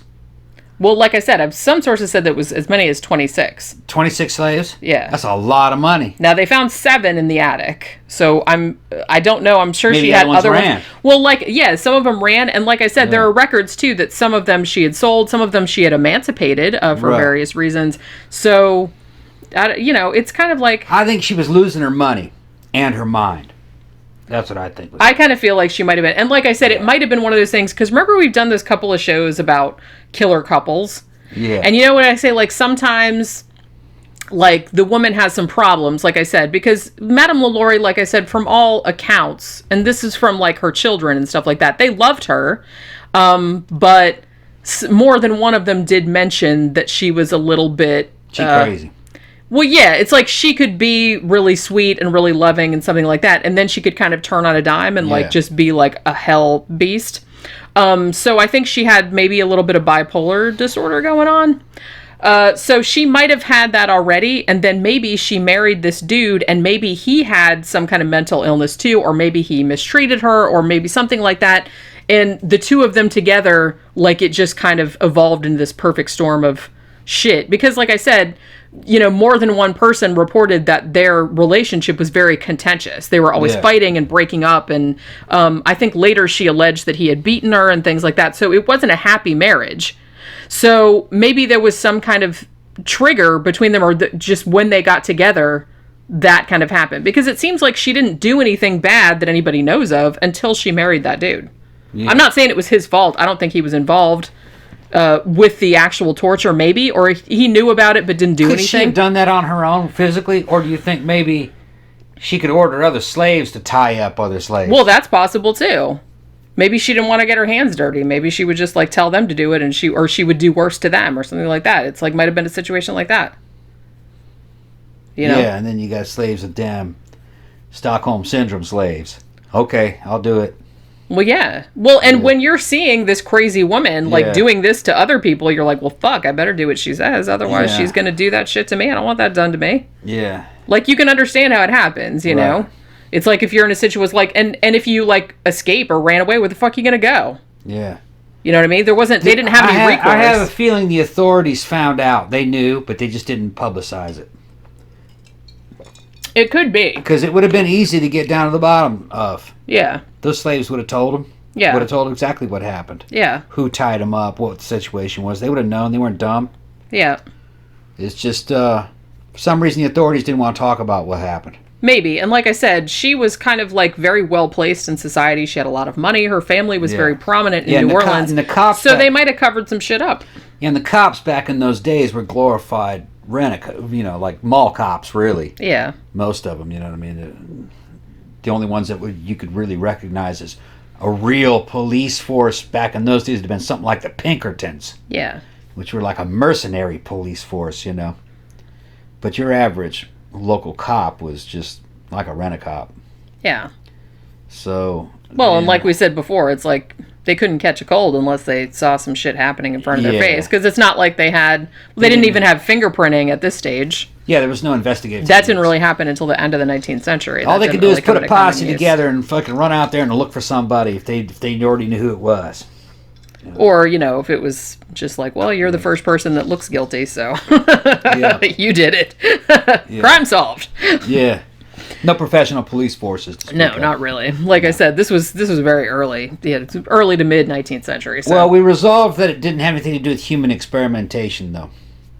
Not like I said, not that I know of. That seemed like something that came about later, as the legend grew. When I first heard it, that was the theory that stuck with my mind. I first heard about this probably about 25 years ago, maybe 30 years ago. It's a very famous story. It's one of the very famous, ghost stories, horror stories like surrounding New Orleans. And I was kind of left with the impression that it might have had something to do with the medical industry. Well, and like I said, but hearing the stuff that you just dug up on it, then I'd say no. I think that just came about because her husband happened to be a doctor. They inflated this story to make it more and more impressive. What it really was just bitches be crazy. That's really what the story is. Bitches be crazy. Well, bitches be crazy because their husbands make them crazy. Yeah, well, this one particularly must have because she was all right before this. Yeah. that this crazy shit happened. Yeah. So yeah. But I think I was just thinking about this the other day. Wasn't that I think George Carlin said that he said that was part of one of his acts. He said men are stupid and women are crazy. Yeah. And women are crazy because men are stupid. Yeah. That's George Carlin. That's George Carlin said that. And I just always thought that was very funny. So, okay. So as I said, now it's pretty well documented that Delphine LaLaurie horribly, horribly mistreated at least 7 people, maybe killed 2 people. They found 2 bodies on the grounds of the mansion. Whether they died from natural causes or were murdered, I don't really know. Now, if a slave dies, I don't think you just bury him in random places around the house. That's a little fishy. There were always like little slave cemeteries. You put them in a cemetery like a normal person. Yeah, like if they died of natural causes. They were right there on the plantation. Yeah. Yeah. These were like on the grounds of the mansion, and one of them was a kid. So, like I said, I don't know if they died of natural causes. I'm kind of doubting it in light of the shit that they found, like when they went up to this attic. So, in their defense, though, it wasn't a plantation, so there wouldn't have been room for a cemetery. They were like right in the middle of the city. They're in the middle of the city, so... But still, there were cemeteries there were slave cemeteries outside of the town. That's what I mean. And black cemeteries. There are protocols that you follow. Yeah. When someone dies of natural causes. You just didn't bury whether they were a slave or not. You just didn't bury little girls on your damn property. On your damn property. Right. That's what I'm saying. So that's why I kind of think that these... Not in that situation. These, allegedly, the 2 bodies that they found were either murdered or they died because of their treatment. Because, like I said, these slaves, they were in bad shape. The ones that they rescued, the 7 of them, 2 of them died after they rescued them from their injuries. You didn't bury people in town. Yeah. You could bury people around your house if you lived out in Nebraska or on your farm or something. But that wasn't in town. Right. Yeah, this was like the middle of New Orleans. This is the middle of New Orleans. Yeah. Royal Street. Like I said, the fucking house is still there. Yeah. It's still there. You really weren't supposed to be doing that. Yeah. Which, like I said, that's why suspicious. Shit's fishy. Yeah.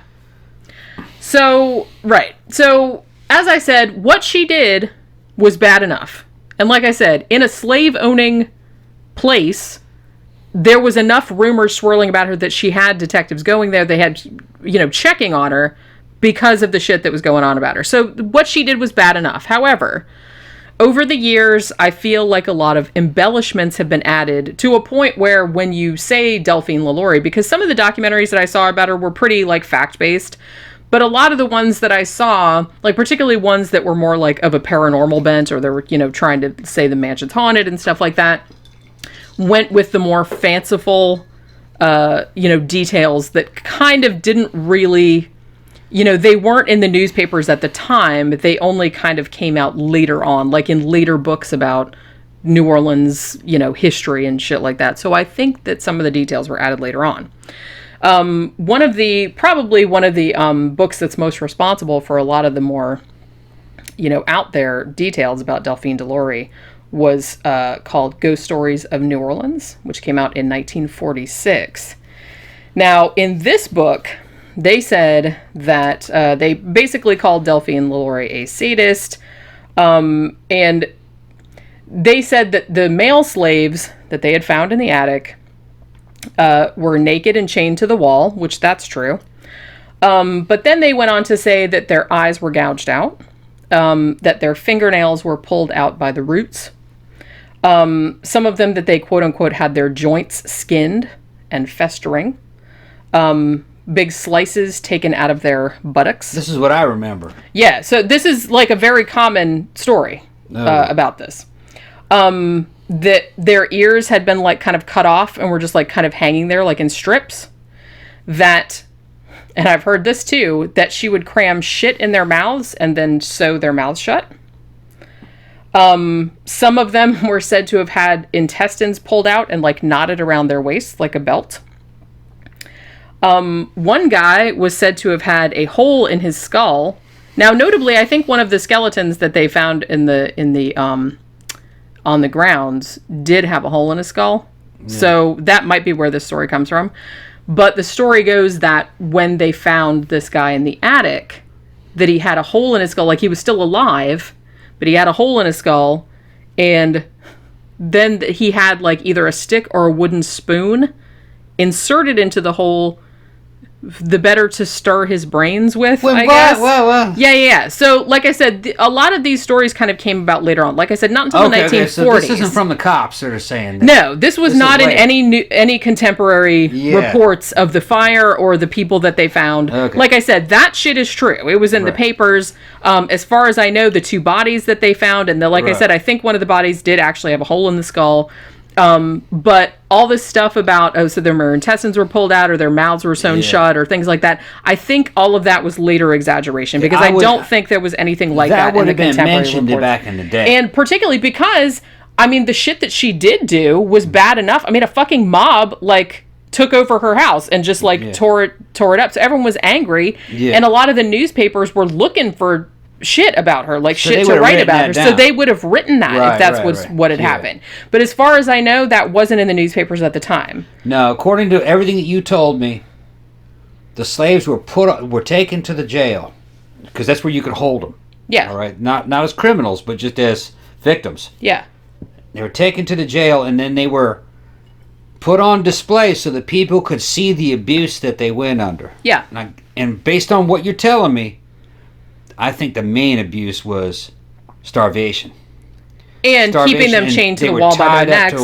And they were bound in really uncomfortable positions where they couldn't move and stuff. Yeah, and that could cause nerve damage and make you slightly paralyzed. Some of it permanently, some of it's only temporary. And they had really bad, their backs were flayed from whips and stuff like that. From whips. So it was bad. Yeah, they were whipping on them and stuff. It was bad. So... yeah, so they're going to be put on display as an example. Yeah. So obviously their injuries were bad enough. Yeah, but this other shit, that sounds a little far-fetched to me. Yeah, because like I said, if this shit had happened, then there would have been stuff in the newspapers about it at the time. And there wasn't. Right. And they would have burned that house down. Yeah. They did trash it and take everything. Kind of like what they did to, fucking, what's his name's fucking torture palace. They burned that shit down. Who, H.H. Holmes, yeah. H.H. Holmes, yeah. This reminds me a little bit of that, too. Yeah. Now, and like I said, H.H. Holmes, and we've done a show about him as well, and like I said, I don't want anybody to think that I'm minimizing, like, the shit that they did do. No, it's bad enough. I'm not minimizing what Countess Bathory did. I'm not minimizing what H.H. Holmes did. I'm not minimizing what Delphine LaLaurie did. What they did was bad enough. Yeah, we're just getting to the truth. You don't have to add shit onto it. And it's like, in a way, it makes me sad that you have to add shit onto it, like, to make people care.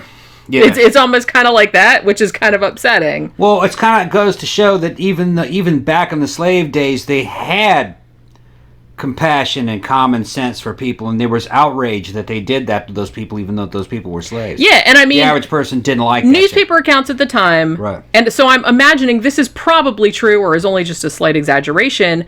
Apparently, some people that had gathered around the house in the mob, like, you know, during the fire, were like, "Hey, your slaves are still in there. Are you going to go in there and get them?"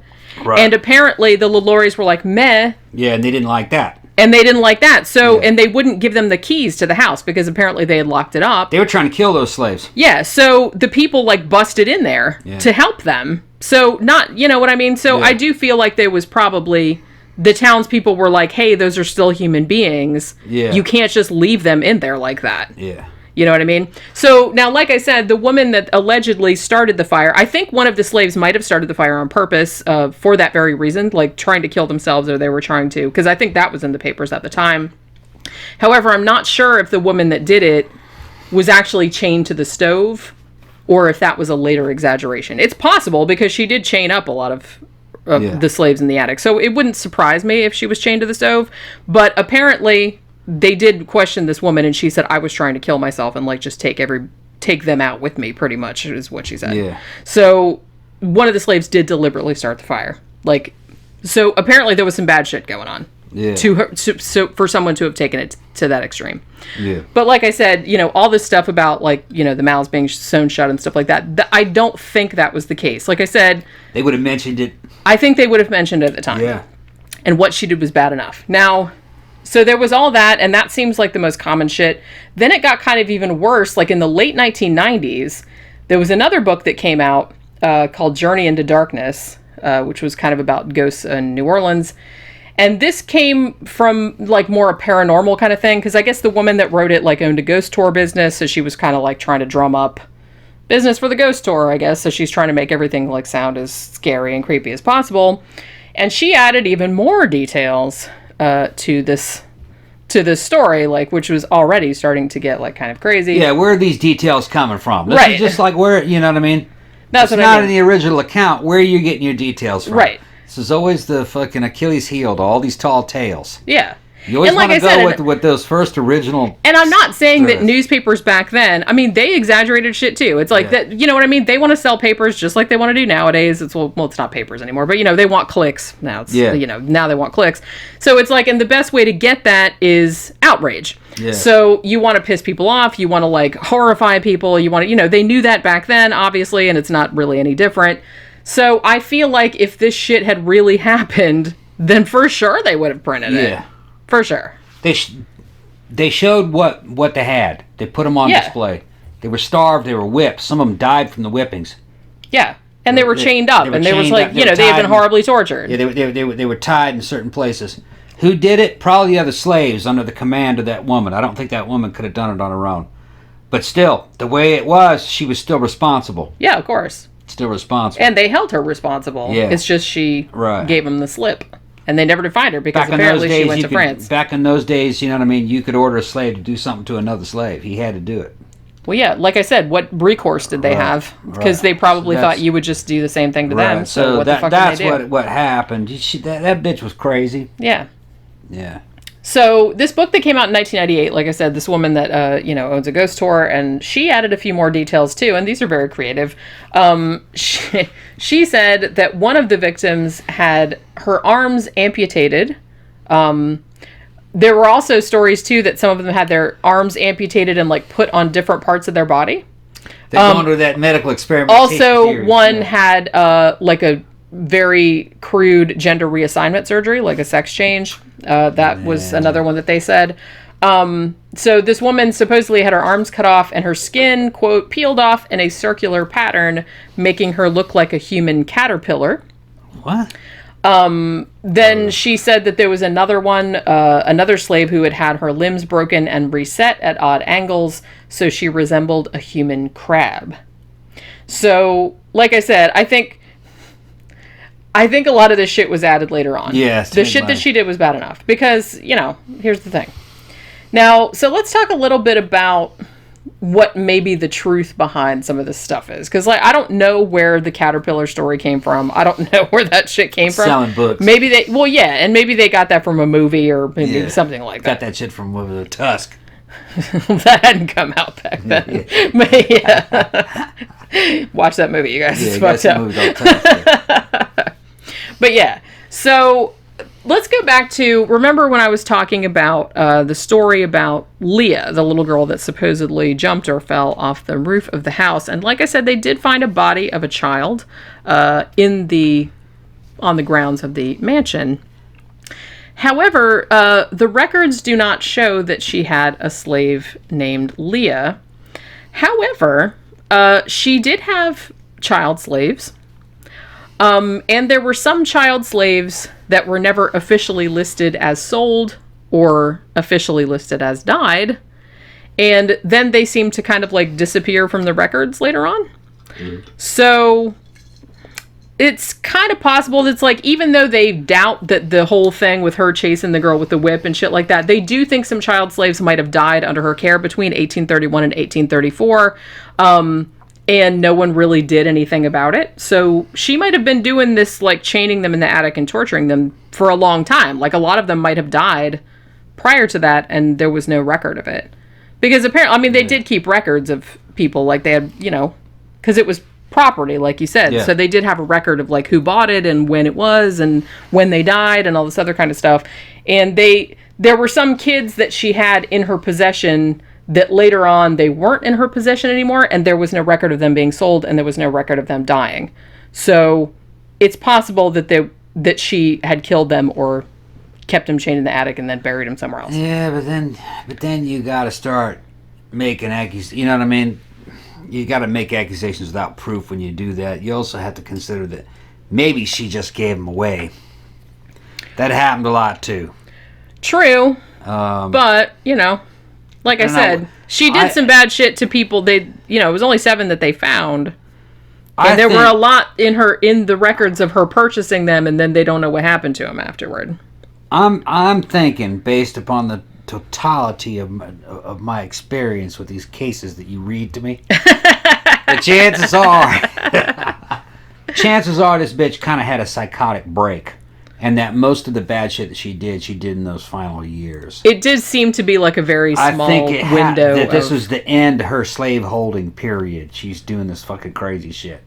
Well, like I said, it was about a 3 or 4 year period. Yeah, and I'm thinking that it was a period of financial collapse and emotional collapse. Yeah. Could be that she'd come across some children, through inheritance or whatever. How did she get them? Purchase or inheritance? Yeah, purchase. Purchase. I don't think she inherited any of them. Okay. She let a few of them go. They do have records of that. I think 3. She may have given them to other family members. Although, the thing is, okay. Now, and remember, too, what I said about the whole thing about 9 slaves being taken from her house. Yeah. And then, for maltreatment, supposedly. And then them, a relative, buying them back and giving them back to her. Yeah. One thing that really did happen that was documented in 1828, and this was kind of right when the rumors were first starting, about her mistreatment of them. You know what I mean? This was right after she had married the 3rd husband. She apparently, for no reason, just very suddenly, she sold 6 of her slaves to a friend of the family, whose name was Louis Brunier. And then she sold, and then he sold 4 of those to another person. And then this other person sold the 4 of them back to Delphine LaLaurie. So there are records of all those transactions. So that seemed a little weird. Now, 3 of those slaves, they have records of them dying. The other one, they don't. So I'm not sure if that's where the whole 9 slaves taken from the house and then sold back, because this did happen, but they're wondering like why she suddenly decided, hey, I got to sell these 6 slaves to this person, and then later on through an intermediary, she got them back. Well, from her point of view, maybe she didn't want to sell them, but she had to sell them because she didn't have the money. So she needed the money, so she sold them as a group. Yeah. Got the money that she needed. But then later, when the financial system was a little bit better, she saw those same slaves being sold at a discount for maybe pennies on the dollar or something. She says, oh, I can get them back. Yeah. You know what I mean? So, maybe. But, like I said, something like that. So here's the thing, too, and I was reading this kind of like really long, like historical account of what maybe had... There were some things that I've read about over the years about this whole fucking slave business. A lot of the times they lost a lot of money on it. Yeah. Because the value of slaves fluctuated with the market and the age of the slaves. Sounds ridiculous talking about human beings like this. You know what I mean? But that was the truth of the matter.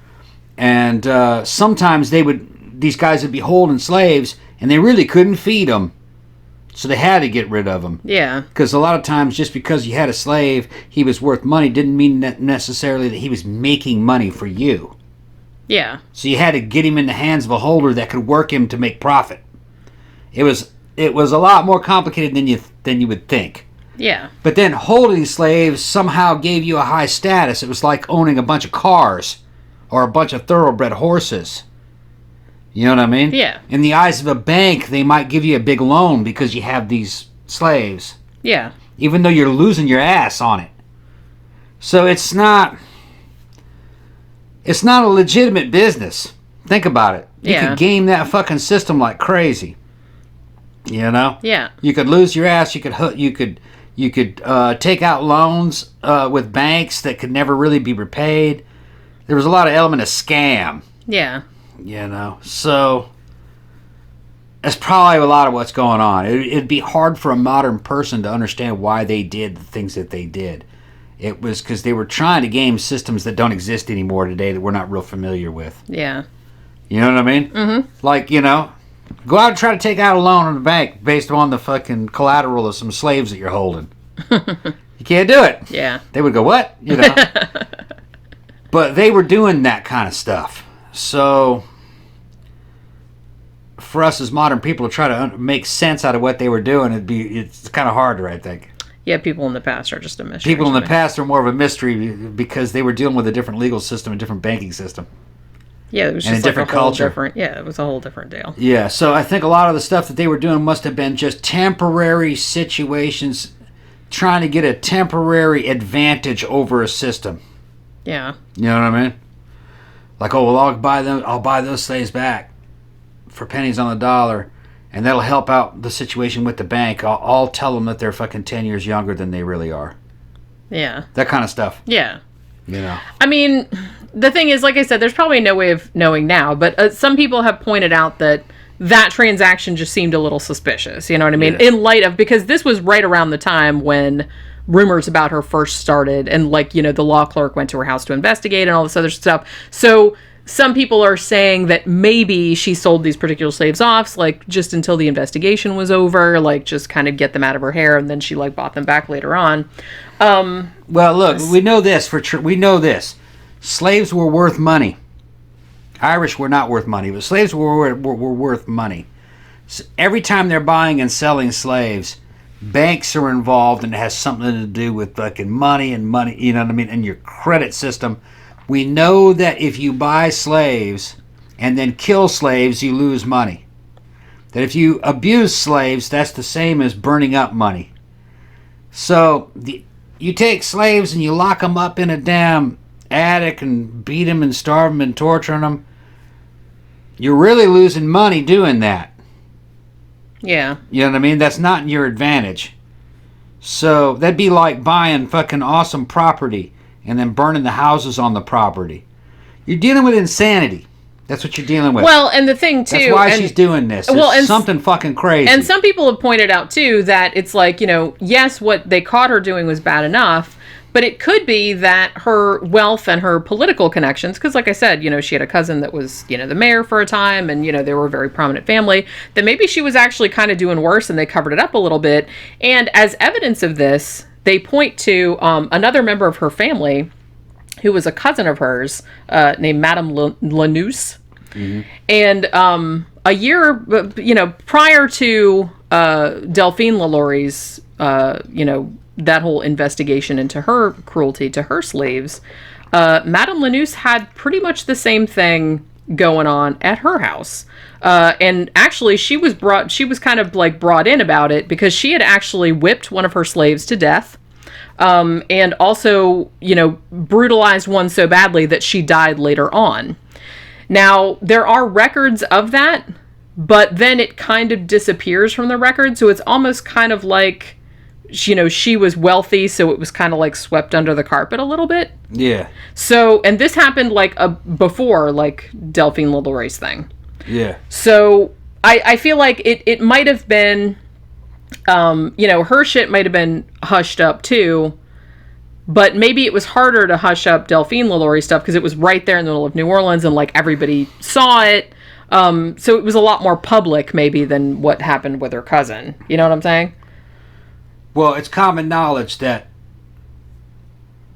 slaves were punished if they got out of line. Yeah. If they committed a crime, they were killed. Yeah. Right? Or punished, depending on what the severity of the crime. Slaves were worth money. Okay, you didn't want to kill or punish one too much because you'd end up losing your investment. So in fact, their innate value protected them to a certain extent. The only time a slave would be killed would be in extreme circumstances, like to stop some kind of slave revolt, or the slave's too dangerous to have around now. You know what I mean? They're something like that. It would happen accidentally, probably during punishment. You could say that that probably happened certain times, but I don't think this ever happened because of any kind of pleasure. No, you know what I mean? It'd be very rare if you had some kind of sexual sadist doing this just for fun, because that'd be rare.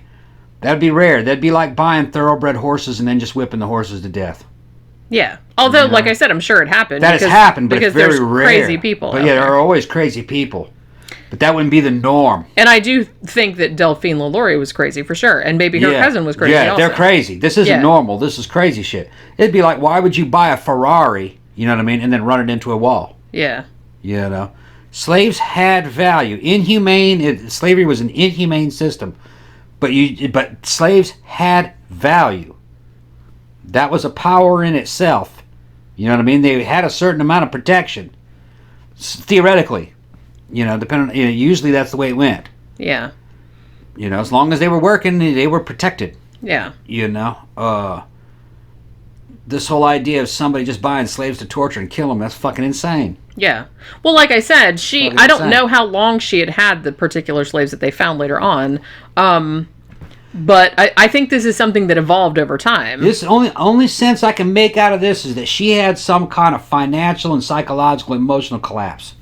Bitch went crazy. Maybe. Bitch went crazy. Well, like I said, bitch went crazy and bitch was losing her money. I guarantee you. Well, when I was just talking about her cousin and how she was kind of brought in on similar charges of egregiously torturing her slaves, one of whom died. Actually, both of whom died, but one of them died at the time and one of them died a little bit later. So there are records of that, and then it was kind of hushed up. And interestingly, the same thing kind of happened with Delphine LaLaurie. It seems like, there are records that somebody went to her house to investigate. There are records that she was brought up on cruelty charges, but then nothing came of it. However, there does survive a record of her hiring an attorney for what was then $300, which is over $7,000 now. And then no more records exist. So some have speculated she had her shit expunged. that she either had it expunged or that was used to just pay off the court, because a lot of wealthy people did that back then. Same thing. So like I said, it's not so much that she didn't do the shit, it was just she got away with it because she had money. You know what I mean? Just like nowadays you get away with shit. So you're saying she had a prior offense? Yeah, well, no, this was when she was brought up on the cruelty charges. Like I said, there is a record of some money exchanging hands of her hiring a defense attorney. Okay. And then after that, the problems seemed to go away. So some have speculated that was a payoff, that they were paying off witnesses, paying off the judge, whatever. You know what I mean? So there's some shit about that too, that maybe, she had done some shit before, but because she had money. Because it happened before, like with other members of her family that had done the same kind of shit. So, even though, like, I want to say that,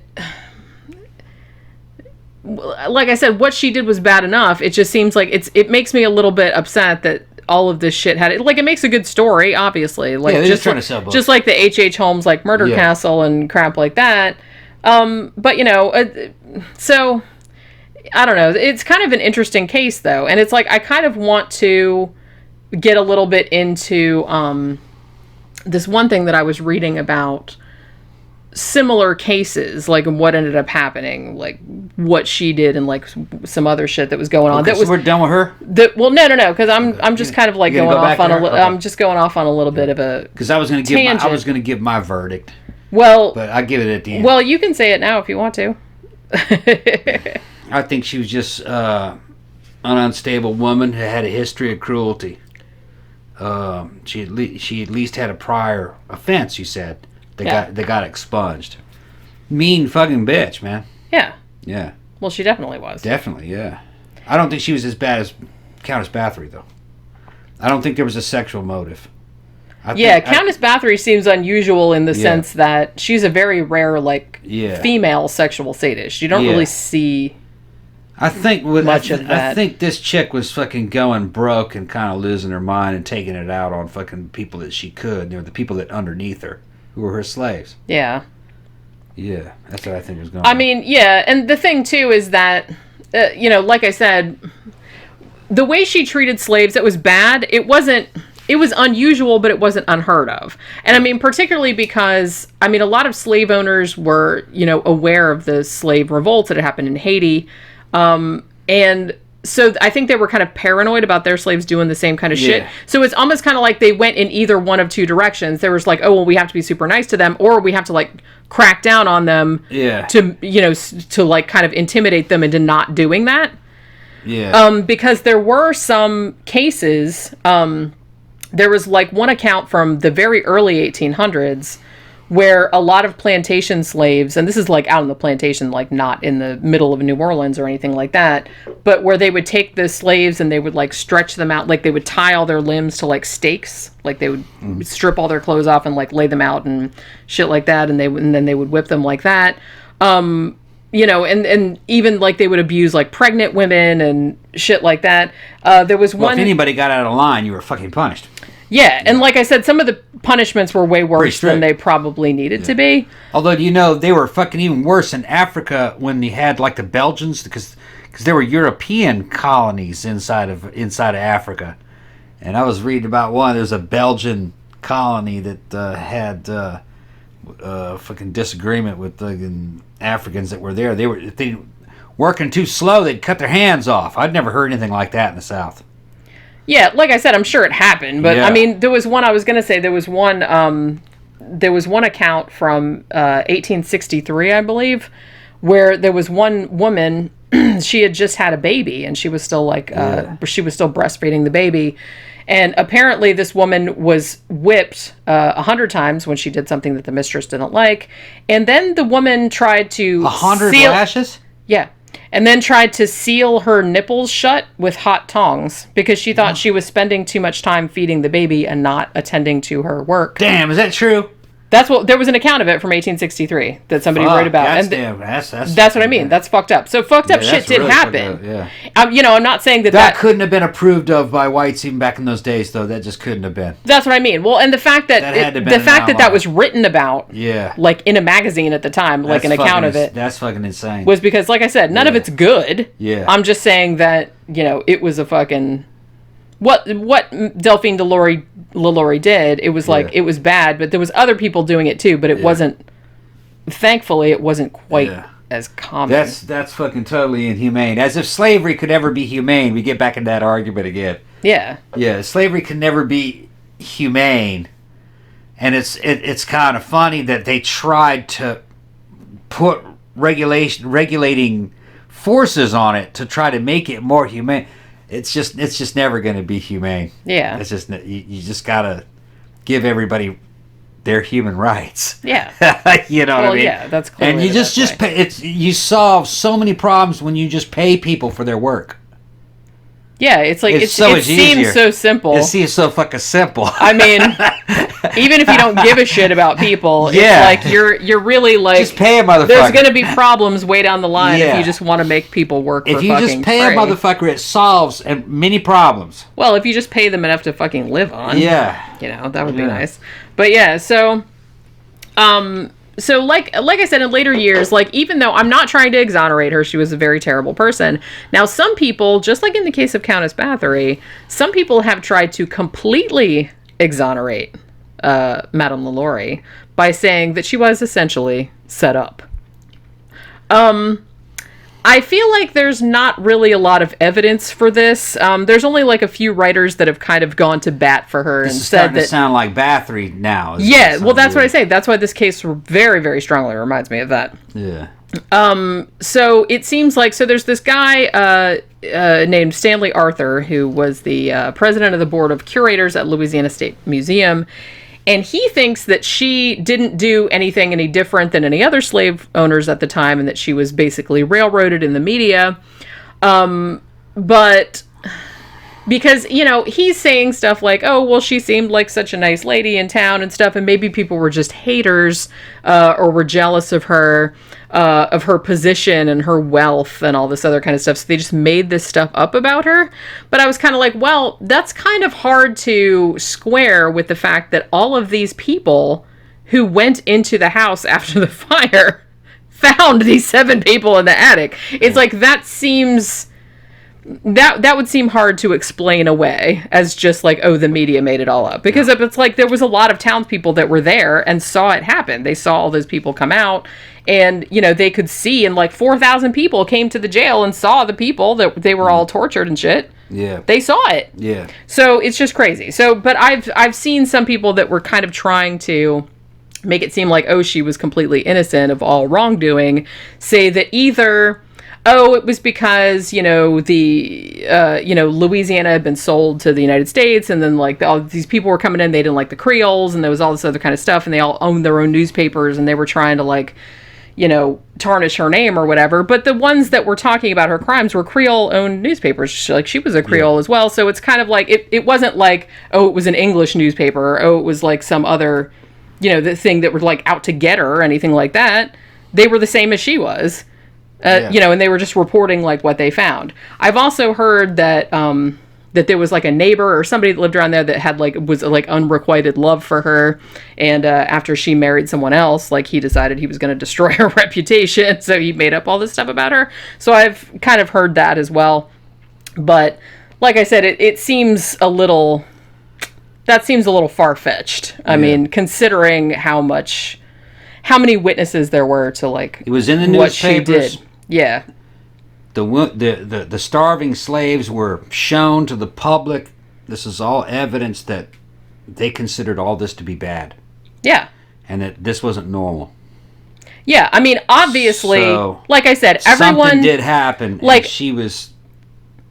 Something was had... bad. She had to be doing something bad. Yeah. Because here's the thing. Pretty much all wealthy families own slaves. Okay? Yeah. All wealthy families that own slaves, most of them would probably punish their slaves if they did something they didn't like. It was just a thing that people did. It was legal. They did it to their children, too. But yeah, It same was thing. everything. So it's like, you know, beating them, shit like that. Yep. Like, that would have been, like, the norm, sadly. Yep. So the fact that rumors were circulating about her years beforehand, and that people were outraged enough by what they saw that Yeah. they just fucking mobbed her house, Yeah. you know, like, looking for her So head. something bad did happen. So it must have been really bad, Yeah. even by the standards of By the standards time. of today. Yeah. Because otherwise everyone would have been like, Yeah. ah, yeah, well... And the standards of that day was punishment was normal. It was, yeah, and like I said, it was perfectly totally legal. normal. It was perfectly legal to whip them with Yep. a rod, like Yep. hit them with a rod. You could chain them up even. If you joined the Navy, you could be whipped for failing to do your duty. You could be keel hauled, which you can look up all that shit. It was the same thing with the Army. You could be whipped. You could be put in the stockade. You know, so it wasn't just slaves that were whipped. Everyone was everyone. Yeah. You know. That's what I mean. It wouldn't have been seen as unusual. Yeah, because, like you said, it happened in the military. Yeah. It was just I'm something that you did. not trying to normalize slavery. No, obviously. It's just that slavery was a normal thing of those days. Yeah. And the things that they did to slaves were pretty normal. Aside from buying and selling people, that wasn't fucking normal to, you know. That's not normal by any stretch of the imagination. Yeah. But punishing people was normal. Everybody got punished. Yeah. I mean, you know, you could commit a crime, and your punishment could be 10 lashes in the square. Yeah. You know, and that happened. It depended on the county. Yeah. But I think they even did that in the Old West. I think lashing sometimes was in certain counties. So you'd have some dude out there getting 20 lashes. Yeah. Like I said, it's not good. It's just, it was common. It wasn't normal. Just something you did to your slaves. It was something that they did. Everybody in Western society. In general, right. like as a punishment. And really, I'd rather get 20 lashes than do a year or 6 months in prison. Just get the shit over with. Just get it over with. It's like it hurts and shit like that, but you'll heal up. Yeah, it's short-lived. I mean, a year, that's a whole year of your life you'll never get back. Right. But yeah, so as I said, you know, a lot of legends have grown up about her over the years just because, you know, she was super bad, but apparently not bad enough for people's, like, salacious appetites, and they have to add all this stuff about skinning people and making them look like human caterpillars and whatnot to like I said, to make anybody care about the victims, which really kind of upsets I don't think there me. was that much effort in it. She just would get pissed off, and she would tell one slave to give that other slave 20 lashes and lock his ass up. It was shit like that. And some have said that her accomplice, because I don't know if anyone really thinks... I mean, some people have said, oh, maybe her husband was involved in it too. But a lot of accounts I read said that her accomplice actually might have been her coach driver. He was a slave too, but he was like real well fed. Yeah. And everything, and he was kind of like the foreman. He was like her partner in crime, kind of like and apparently he would like go around and like narc on the other ones. Yeah, like some accounts have said that. So they usually had that system set up, right? So they're thinking that maybe she used that guy to like help because, like you said, I think most people know that she was just a slight little woman. It's like she's not going to be able to wrangle like full grown men and shit like that like all by herself. So they think that she probably had help, and they said if it wasn't her husband, then it was probably her coach driver because that was like her confidant. Well, that was kind of, there's the stereotypical kind of thing where you got kind of like a German slave driver. You know what I mean? A lot of times it was just another black dude. He had higher rank. Yeah, and like I said, it's not like... he probably didn't want to do it, but it's like you get to a point too where you become the foreman. He had seniority, and they became trusted, and you don't want to lose that. You don't lose your position because if you just take off. Because on the plantation, he would have his own little house, right? And he'd have a live-in woman, and would get rewarded more. So he had a higher position that he needed to protect. Yeah, and they're selected. They're selected for their personality. And their qualities, you know what I mean? Of course, they're going to be hard-driving fucking... They're going to be assholes. Yeah.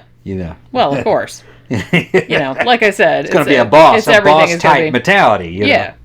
But yeah, so, like I said, the mansion still stands in New Orleans today and is a very popular stop on many ghost tours. However, it is a private residence, and you cannot go inside, but you can go around the outside. Fun fact, it was actually owned by Nicolas Cage for 2 years. He bought it... I don't think he ever lived in it, but he bought it presumably because of the, reputation that it had, because that seems like something he would do. I don't think he ever lived in it, but then, 2 years later, when he was going through all that tax evasion problem, he got it taken away. But so he did own it for a little while. Oh, speaking of Nicolas Cage... He is going to be they're doing an adaptation of the H.P. Lovecraft story, Color Out of Space, finally. I don't think they've ever done that before, have they? He's going to fucking cage the fuck out of that movie. I watched the trailer today because I'm like, I got to see fucking trailer. It looks good. Does it? And it's the same producers as Mandy. Okay. It looks pretty cool, actually. Cool. And I was like, I'm kind of excited Mandy's his best movie, if you ask me, I'm just going to say. I think it is, too. Well, I mean, he was in some good shit. Okay. I think Raising Arizona is Didn't I get that on Blu-ray? No. I thought I got Mandy. I think Raising Arizona is his best movie, but Mandy is up there for sure. You've never seen Raising Arizona, have you? Yeah, I think I have. Okay. I think that might be. And he was in Valley Girl, too, you guys. Yeah, I love fucking Valley Girl. But yeah. I think I saw it. But yeah, so nowadays, like I said, they say the the mansion's haunted. Like I said, so there's some ghost hunter shows. They said it's nothing like horribly egregious. Like nobody says it's demons or anything like that. But like people that have lived there, like reported hearing like, footsteps or like seeing an apparition of a little girl or like the doors opening and closing. I think there was even, interestingly, I heard that there was even an account of an apparition from way back in like 1888 or something like that, like way late in the 19th century. Because like I said, the house was, it was stripped like from the mob and everything like that. And I think it was abandoned for a time, but then it was later renovated. And then other people started moving on. For a while, it was like a school. It's been like, it's been a bunch of different things, you know what I mean? Like a conservatory, like a music conservatory. It was all different kind of stuff. And like I said, it's a private residence now. But I think back in the late 19th century, a family that lived there, the guy reported that he got up in the middle of the night one night and went in to check on their baby. And he saw a woman standing by the baby's cradle, and he thought it was his wife. And he was like, oh, hey, you're over there by the baby or whatever. And then he goes back into the bedroom, but his wife was still in bed. So, you know what I mean? So there was that whole thing. So I don't know how true that is, but that was an account like from way back when. But yeah, so as I said, if you're ever in New Orleans, you might want to go check it out. You can't go inside, but you can walk by. It doesn't really look like a mansion. It kind of looks like I don't know. It looks like a bank, sort of, to me. Yeah. It's not very pretty. And apparently, like, what a lot of people say, because if you look at the pictures of the building, there's one window, like, on the back end that still looks like it's, like, concreted or bricked over.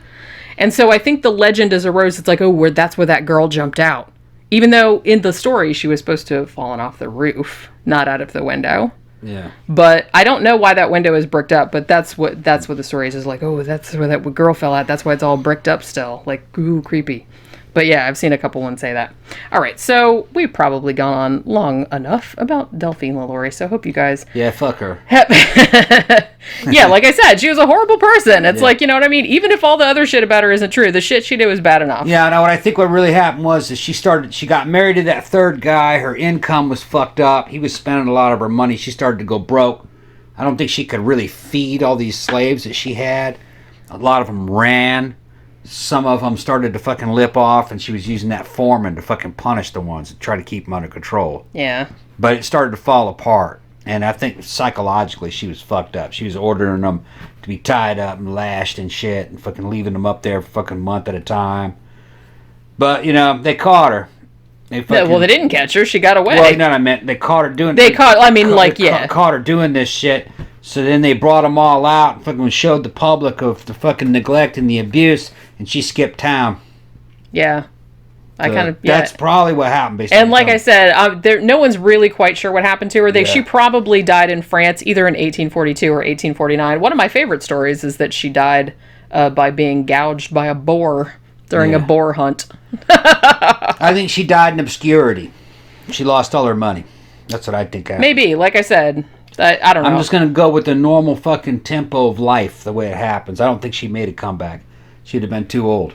Yeah. Because there have been some stories that she came back to New Orleans like under an assumed name. Because in letters, they do have letters from her that she wrote to her relatives where she said she wanted to come back to New Orleans.